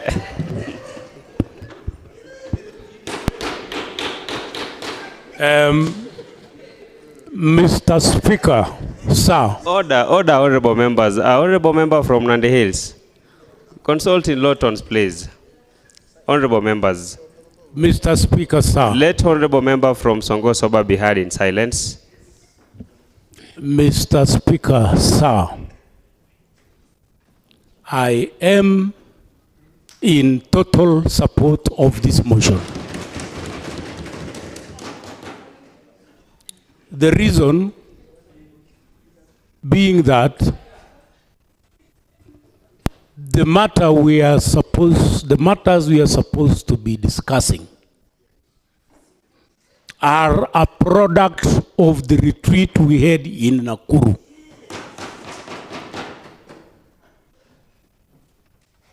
And that retreat revealed many shortcomings regarding the conduct of affairs in the county, which I believe is going to drown this county down the drain. So these issues which have been raised regarding every department in the county must be resolved. It is a matter of county importance. We have to discuss these issues and dispose them of urgently. So let us not go for recess until we dispose of these matters. That is all I can say, Mr. Speaker. Honorable Isaac Musbei. Mr. Speaker, I rise to support this motion of that we don't adjourn, that is, we continue with the business. Like the mover of the motion indicated, we have so much on our table, Mr. Speaker. For me to go home and rest when I know clearly that in these reports that we have here, because I'm a member of the committee and I attended virtually all the sessions in Nakuru, Mr. Speaker, the suggestions on the way forward that are lying there in those reports, as we are going to discuss, Mr. Speaker, when our minds are still very fresh, they are going to be key that is going to unlock the progress that we've been lacking in this county of ours, Mr. Speaker. So for us to move and say that we are going to sign, we are going to earn some money, Mr. Speaker, in any case, as we speak now, all of us here, or at least most of us, are broke, Mr. Speaker. And we've decided that we are going to remain with our statuses for as long as we are still able to come to this assembly and do what our constitution demands us to do. We are going to do that, Mr. Speaker, even without pennies in our pockets, Mr. Speaker. And I want to say, Without further ado, I want to move a motion, Mr. Speaker, that you put the question and I ask Honorable Thank you, Mr. Mazwe, Speaker, I decline that. We have Honorable Laldim, thereafter Honorable Kogo, and then Honorable Pamela and Bridget, in that order. Then lastly, Honorable Member from Kosirai. Thank you, Mr. Speaker. Without conflict of interest and any support, or I stand to support this motion from Just But Bet that the House continues without recess. Why? This is advantageous to Committee on Tourism that led by Honorable Bridget, the marginalized group, that we have a celebration of Club Food Day on 4th of next month that we are planning now, and we invite honorable members that we attend and celebrate this Club Food. So if we go for a recess, we will not have that time of planning the process of celebrating a such a neat group. So I stand to support this motion from Just But Bet that let us continue doing this work as we continue, and I stand to support the motion. Can now see, though I'd already given directions that Honorable Kogo, but the majority's mic is on. Thank you, Mr. Speaker. Mr. Speaker, first of all, I want to thank Honorable Speaker. I never knew he's a very, very sharp person, Honorable Speaker. That's why I've known he's really from Nairobi University, Honorable Speaker. So, Honorable Speaker, I rise to support this motion in totality, Honorable Speaker. Because, Honorable Speaker, I support the members that we cannot go home and sit. And the people of Nandi, Honorable Speaker, are suffering. Honorable Speaker, I want to support members, Honorable Speaker, so that we can discuss the reports, Honorable Speaker. We agree on the way forward, so that, Honorable Speaker, the county of Nandi can get the right services, Honorable Speaker. So, Honorable Speaker, I concur with members, Honorable Speaker. Honorable Speaker, without any point of contradiction, Honorable Speaker, I concur with members, Honorable Speaker, so that we can proceed. After all, Honorable Speaker, the Assembly has powers to amend the calendar of the House, Honorable Speaker. So, Honorable Speaker, when somebody tells us to go home and sit, and people are suffering, they don't have, they don't have trucks, Honorable Speaker, in hospitals, Honorable Speaker. We must give a solution, Honorable Speaker. We are aware no project has been tendered, Honorable Speaker, for this financial year. We are lacked by Honorable Speaker. We know there's a problem in terms of exchequer releases, Honorable Speaker. And Honorable Speaker, I can laud Honorable Asoi, Honorable Speaker, Honorable Jospat, Honorable Speaker. We sat together in the House business. I thought this motion will not go through, Honorable Speaker, but charging from, because Honorable Speaker, I was prepared to bring mine, Honorable Speaker, on Thursday, which will go as per the calendar, Honorable Speaker, but now the train has left the station, Honorable Speaker. I want to support and call upon the members to support this motion so that we can proceed to work on the business of the House, Honorable Speaker. I support. Thank you. Honorable Kogo. Thank you, Honorable Speaker. Honorable Speaker, there comes a time that my great people of Sangalo, Keblonik, and the great people of Nandi County are very important than a 10-day recess, Honorable Speaker. Honorable Speaker, I want to thank Honorable Josephat Bet, who is neighboring my ward, for coming up with this motion. Honorable Speaker, I want to concur and applaud him for that. Honorable Speaker, I want to say that I fully support this motion that we continue working for the people of Nandi County for the betterment and service delivery.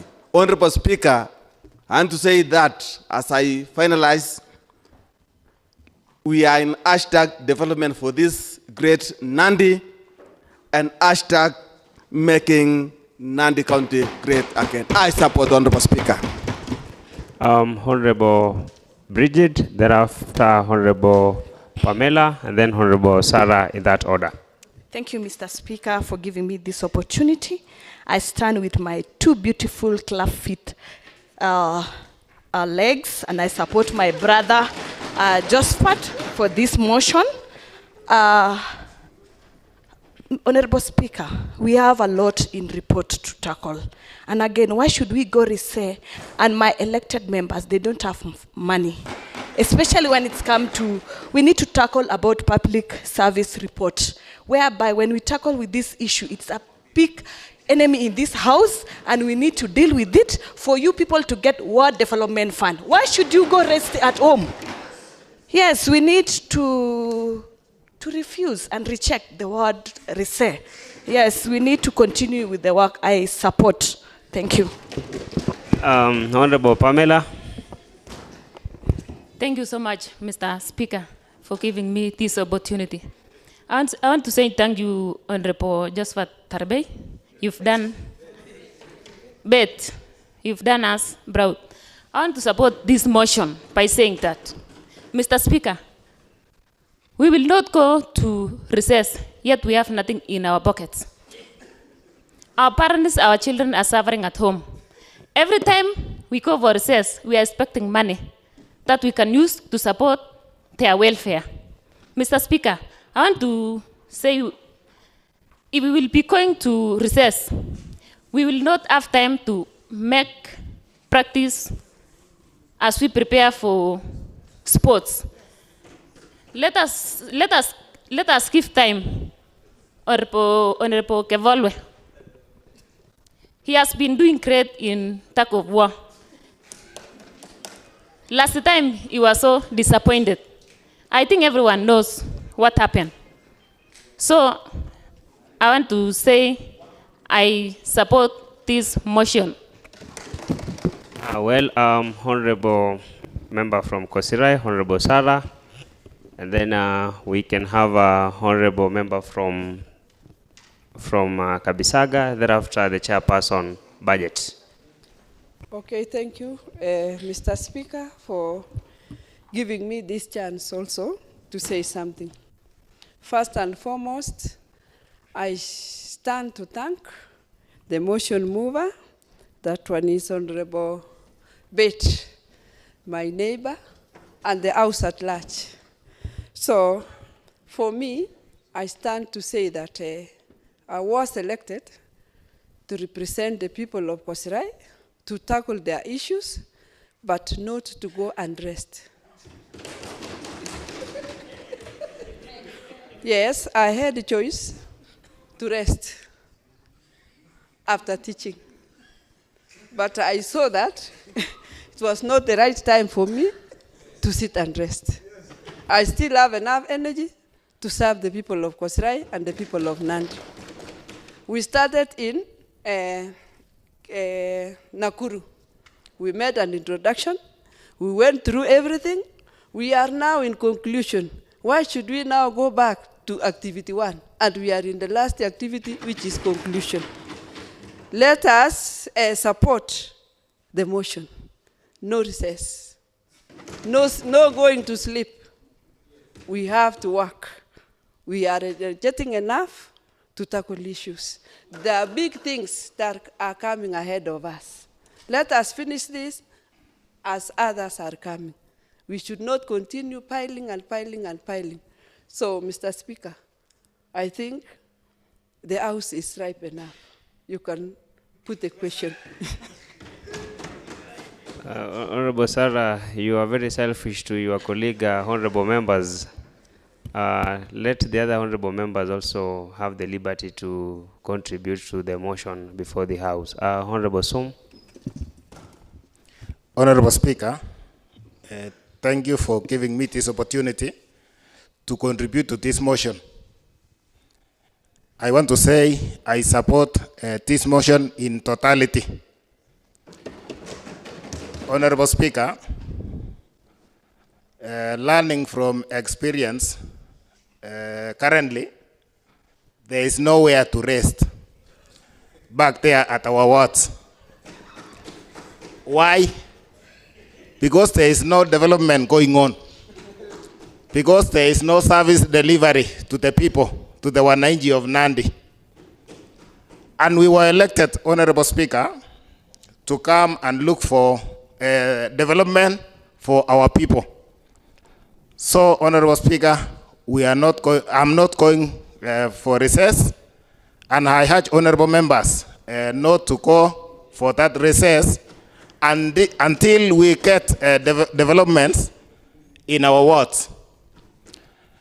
Honorable Speaker, we came from report writing in Nakuru, which was necessitated by a motion of county importance. Now that we have these reports from particular departments, we have to go through them so that we can know why development failed for the last 2 years in Nandi County. We want to review what has gone on wrong before we start planning on what will go on in the future. We have to correct the messes and also put the house of implementation in order. I support. Honorable Korir. Thank you, Honorable Speaker. I rise to support this motion by Honorable Jasper Bet. Honorable Speaker, you will recall that we passed this budget for the financial year 2024-2025. And Honorable Speaker, it is very important and very clear that minus the finances for this budget, we are not, I want to assure this House, we might not be able to implement the budget if we don't have actually the resources. I therefore wish, since the Honorable Member from Kaptel Kamoiwa did indicate that one of the reasons that we are not, we would not like to adjourn this House is one, to have the public participation, that we are able to ensure that we are dealing with the finance bill so that we can be able to have resources. Otherwise, Honorable Speaker, as for the reports, Honorable Speaker, one is that we are all aware that it's part of our duties to do oversight. And I know once we work on the reports, we shall be able to have the way forward as we work on the reports. Therefore, it's very important that we deal with it and be able to dispense of Honorable Speaker. Honorable Speaker, lastly, as I sit down, Honorable Speaker, I also wish to inform the House, Honorable Speaker, that under the Standing Orders 29, and I wish to quote Honorable Speaker, Standing Orders number 29, subsection 1, that the County Assembly business shall, with approval of the County Assembly, determine the calendar of the County Assembly. Honorable Speaker, my information, and two is that the calendar of the County Assembly, once approved, shall be published in the County Gazette, County Assembly website, and at least 2 newspapers of the national circulation. Honorable Speaker, I just wish to inform the members that when we had actually established and passed the motion, it's not that we are going to sleep when we are going on recess. It was actually calendarized. It's only that the reasons, the most and more important reason quoted by Honorable Bet is that we have also an opportunity to also seek leave about the same, and I think this is what we are doing. It's only to justify the reasons. Otherwise, I fully support. Thank you. Honorable Kiprop, Edwin. Or I'd seen your mic was on some few minutes ago. Thank you, Honorable Speaker. Judging from the moods of the House, Honorable Speaker, put the question.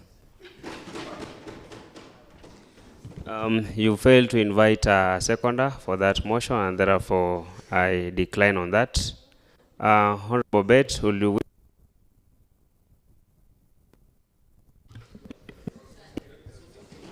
Oh, Honorable Susan, sorry. I thought I'd seen Honorable Kirongo. Thank you, Mr. Speaker. I'm here to support the motion on the alteration of the County Assembly calendar. Mr. Speaker, when we are here, we are just sent by the electorates to harvest their developments.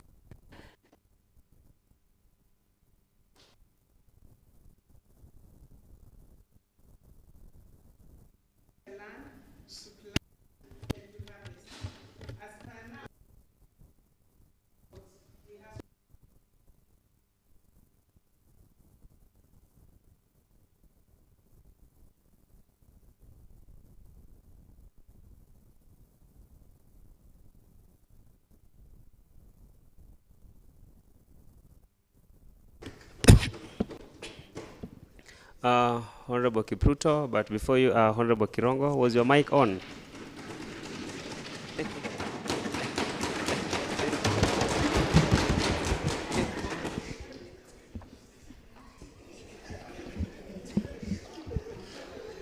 Thank you. Order, honorable members. Order, honorable members. Let the honorable member from Kapkangani be heard in silence. Thank you, Mr. Speaker. When I was entering the chambers, Mr. Speaker, and when I saw this, I was to oppose, Mr. Speaker. Mr. Speaker, only a fool will not change the mind, Mr. Speaker. So therefore, Mr. Speaker, I choose to board the train, Mr. Speaker. I support the motion. Thank you.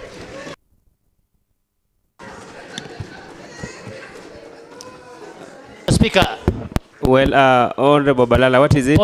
Point of information, Mr. Speaker. Whom do you want to inform, Honorable Balala? My friend, ranking member from Chepkumia, Mr. DS. Honorable Sang, will you wish to be informed? Honorable Martin, be seated, please. Yes, I need to be informed so that I need the information, Honorable Speaker. Yeah, Mr. Speaker, I would like to... Well, proceed then. I just want to, you know, in life, Mr. Speaker, there is a second chance in life, Mr. Speaker. Kindly, Mr. Speaker, allow the honorable member, who happens to be my friend, the deputy speaker of this house, Mr. Speaker. Let me believe that he has sat down, Mr. Speaker. He had given a second thought, Mr. Speaker. Give him time, Mr. Speaker, so that he can say his final submission, Mr. Speaker. Thank you, Mr. Speaker. Honorable Speaker. That is the information, Honorable Speaker. Honorable Sang, are you now well informed? Will you take the information? Honorable Speaker, I was sick. I never knew things have gone astray. Nonetheless, Honorable Sang. The members came and see me when I was sick, Honorable Speaker. Honorable Sang, you've already contributed to the motion. I know it is against the standing orders. It was up to you to take the information and not to contribute unless maybe you're rising on a point of order or if you also want to inform the House. Honorable... Maybe I need to inform the House, Honorable Speaker, that so the train has just left the station, Honorable Speaker, and I informed the House that I'm part of the train.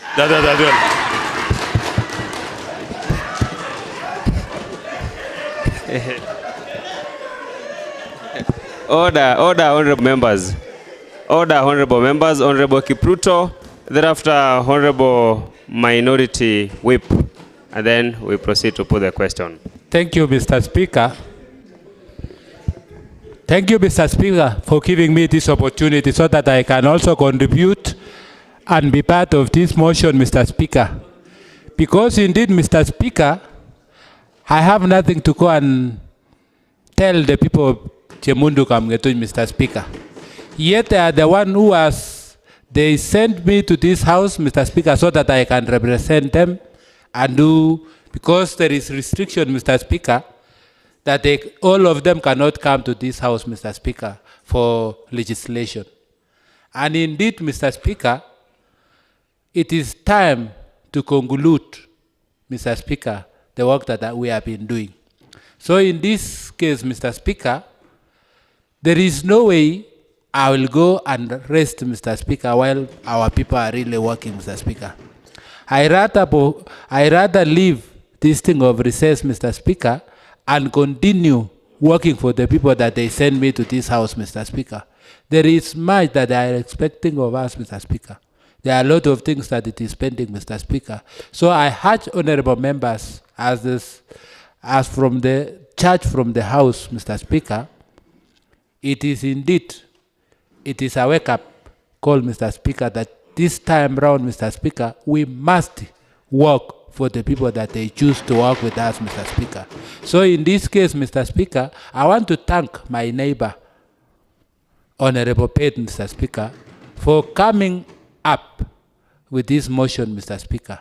Indeed, we will support the motion and work, Mr. Speaker, until we accomplish our mission, Mr. Speaker, sir. So I beg and I support this motion, Mr. Speaker. Thank you. Honorable Kevolwe. Asante sana Mheshimiwa Spika kwa kunipa nafasi hii niweze kusema machache kwa mjadala ambao umekuwa. Mheshimiwa Spika, kwa kweli Mswahili husema siku ya kufa kwa niani miti yote huteleza. Na Mheshimiwa Spika,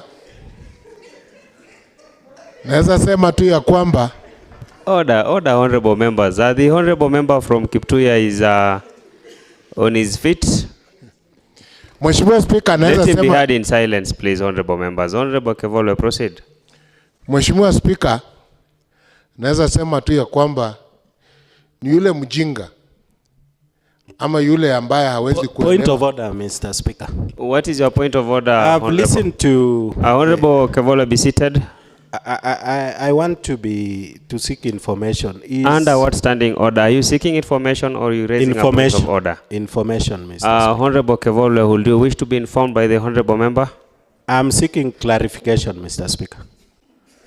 I have heard him use two terms, which I need your what are the two terms? About Nyani, and then again something which I thought it is not parliamentary, Mr. Speaker. Honorable Kevolwe, can you be able to substantiate that? Mujinga also, Mr. Speaker, something like well, Honorable Kevolwe, will you wish to substantiate that? Mheshimiwa Speaker, Kiswahili ni kigumu na Kiswahili kinahitaji ufasaha wa wale ambao wanaweza kielewa kwa njia mzuri. Mheshimiwa Speaker, hakuna lolote ambalo limeenda kando isipokuwa ni mjadala ambao nachangia kwa sasa hivi. Nasema nilikuwa Bwana mwenyekiti, hoja la uthibitishaji bwana mwenyekiti. What is it, Honorable Martin? Yeah, ningependa kuuliza mheshimiwa kutoka Kiptuya, anaunga mkono mswada hii kwa ajili imeungwa na wengi na alikuwa na nia ya kutounga ama namna gani? Manake ameongea maneno mbili, Mr. Speaker. Honorable Martin, you out of order. Honorable Kevolwe, proceed. Mheshimiwa Speaker, ningeomba kabla sija nena machache uniweze kunikinga na wale ambao wanaweza kuhujumu. You are protected, honorable member from Kiptuya. Asante sana Mheshimiwa Speaker. Mheshimiwa Speaker, wengi wapee. Mimi nimekubaliana, wacha tufanyie wananchi kazi. Licha ya wengine walikuwa nadhani ya kwamba tutaenda nyumbani, tuende katika likizo ya ambayo ilikuwa imeratibiwa na bunge hili, lakini sasa maneno yalibadilika njiani. Ikabidi sasa tukubaliane ya kwamba tufanye yale ambayo yanahitajika kufanya kwa sasa hivi. Kwa hivyo Mheshimiwa Speaker, sina budi kuunga mkono yale ambayo bunge hili limesema, na wengi mimi nasema ya kwamba naunga mkono, licha Mheshimiwa Balala kunihujumu kwa njia ambayo siwezi elewa, lakini hao tutaongea naye baada ya hii bunge kuisha ndio niweze kujua alikuwa anasema nini kwa kinagaubaga. Asante sana Mheshimiwa Speaker. Honorable Kogo from Kipkaren. Thank you, Honorable Speaker. I stand to support the motion which was moved by Honorable Josephat Bett, and also, Mr. Speaker, judging the mood of the House, Honorable Speaker, can you allow me to request Honorable Chemalan to second for to put the motion? Honorable Kogo, yes. I decline that. I wish you had just moved that motion without contributing to it. Thank then you, you'll have had a seconder, so I decline. Honorable Chemalan. Thank you so much, Honorable Speaker. Honorable Speaker, because my great people of Kiliponi are not able to come here, and I am here on behalf of them, I want to say I support this motion in totality. Thank you, Honorable Speaker. Unless there is any other honorable member who wants to contribute, the move of the motion, will you wish to make a right of reply? But before you make a right of reply, the honorable member from Kemelo Maraba, her mic is on. Thank you, Honorable Speaker. To me, I only want to summarize. It is only summarizing what I was waiting is the LOM to respond. That is what I was watching. But now, I've seen the whole House supporting this motion. But to me, I was totally 100% supporting this motion. Though I had not contributed, but I'm supporting. This recess of every now and then, what are we going to do at home? I was sent here by people of Kemelo Maraba to come and represent them. We have a lot of issues to tackle with. Then about recess all the time. You know, when you are at home, you are being told, you are in, what is this recess all the time? Eh? Is that your work? What you are supposed to do, to stay at home and say recess. So, I think it is in order now. We hold at this recess until time will come. Because we know that recess, we have timetable for it. But now, due to CASA, which is on the way, coming, then we have a lot of issues to do before the CASA came. When we go for the CASA came, then we can do it as a recess, and it will be in order. So I really support this motion totally, 100%. Thank you.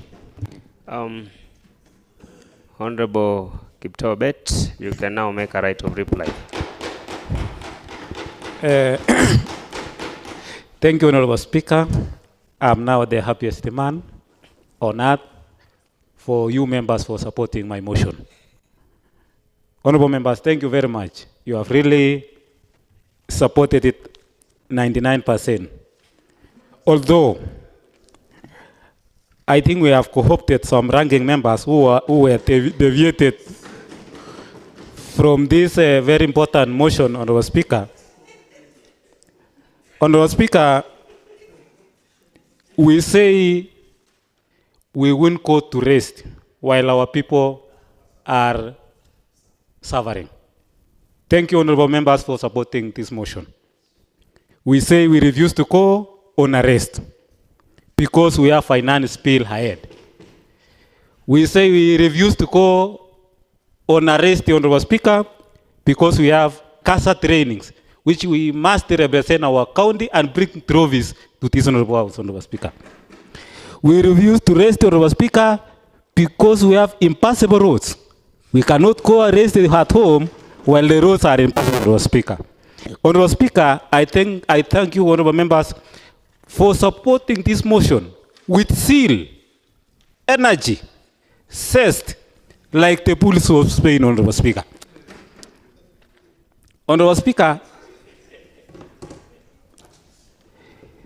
when one member is disloyal to honorable members, Honorable Speaker, it means you are disloyal to the great people of Nandi. And the voice of the great people of Nandi, Honorable Speaker, is the voice of God, Honorable Speaker. Honorable Speaker, allow me to say thank you for supporting the motion.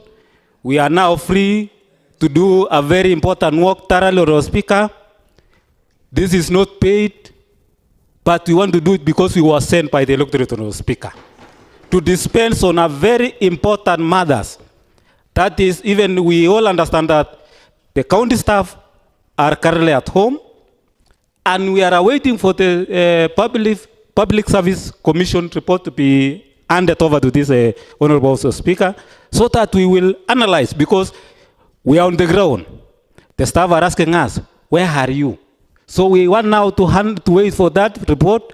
When it is here, we will handle it with this time rather than going for recess, Honorable Speaker. Thank you, Honorable Speaker.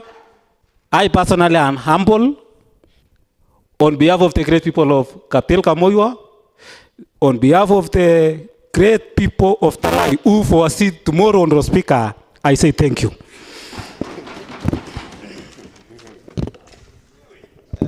Honorable members, I think that has been the end of the debate. I now put the question that aware that the County Assembly is to be in session in accordance with the County Assembly calendar, approved in accordance with the Standing Order 29.1. Further, aware that the Standing Order 28.2 provides that the County Assembly may, by resolution, alter its sitting date specified in respect of a particular session, and whereas Standing Order 28.4 further provides that the County Assembly may, by resolution, alter its calendar or the adjournment date, considering that the County Assembly is scheduled to proceed for a short recess commencing 20th September to 7th October 2024.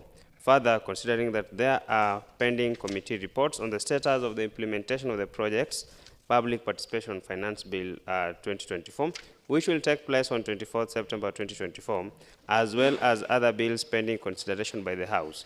Appreciating that there is great public interest on consideration of all the pending matters, cognizant that the honorable members and staff will be attending the CASA Games from 18th October 2024, and they should have sufficient time to prepare for the said scheduled sports.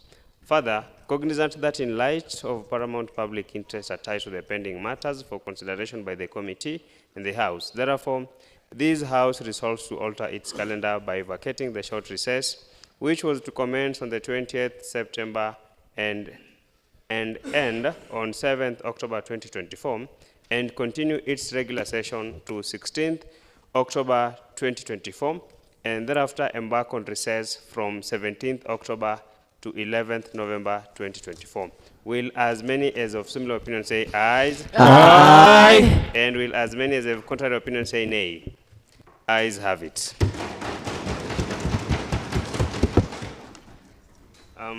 Next order. Order number 9, adjournment. Honorable members, there being no any other prayer on the order of business today, the House stands adjourned until the next sitting.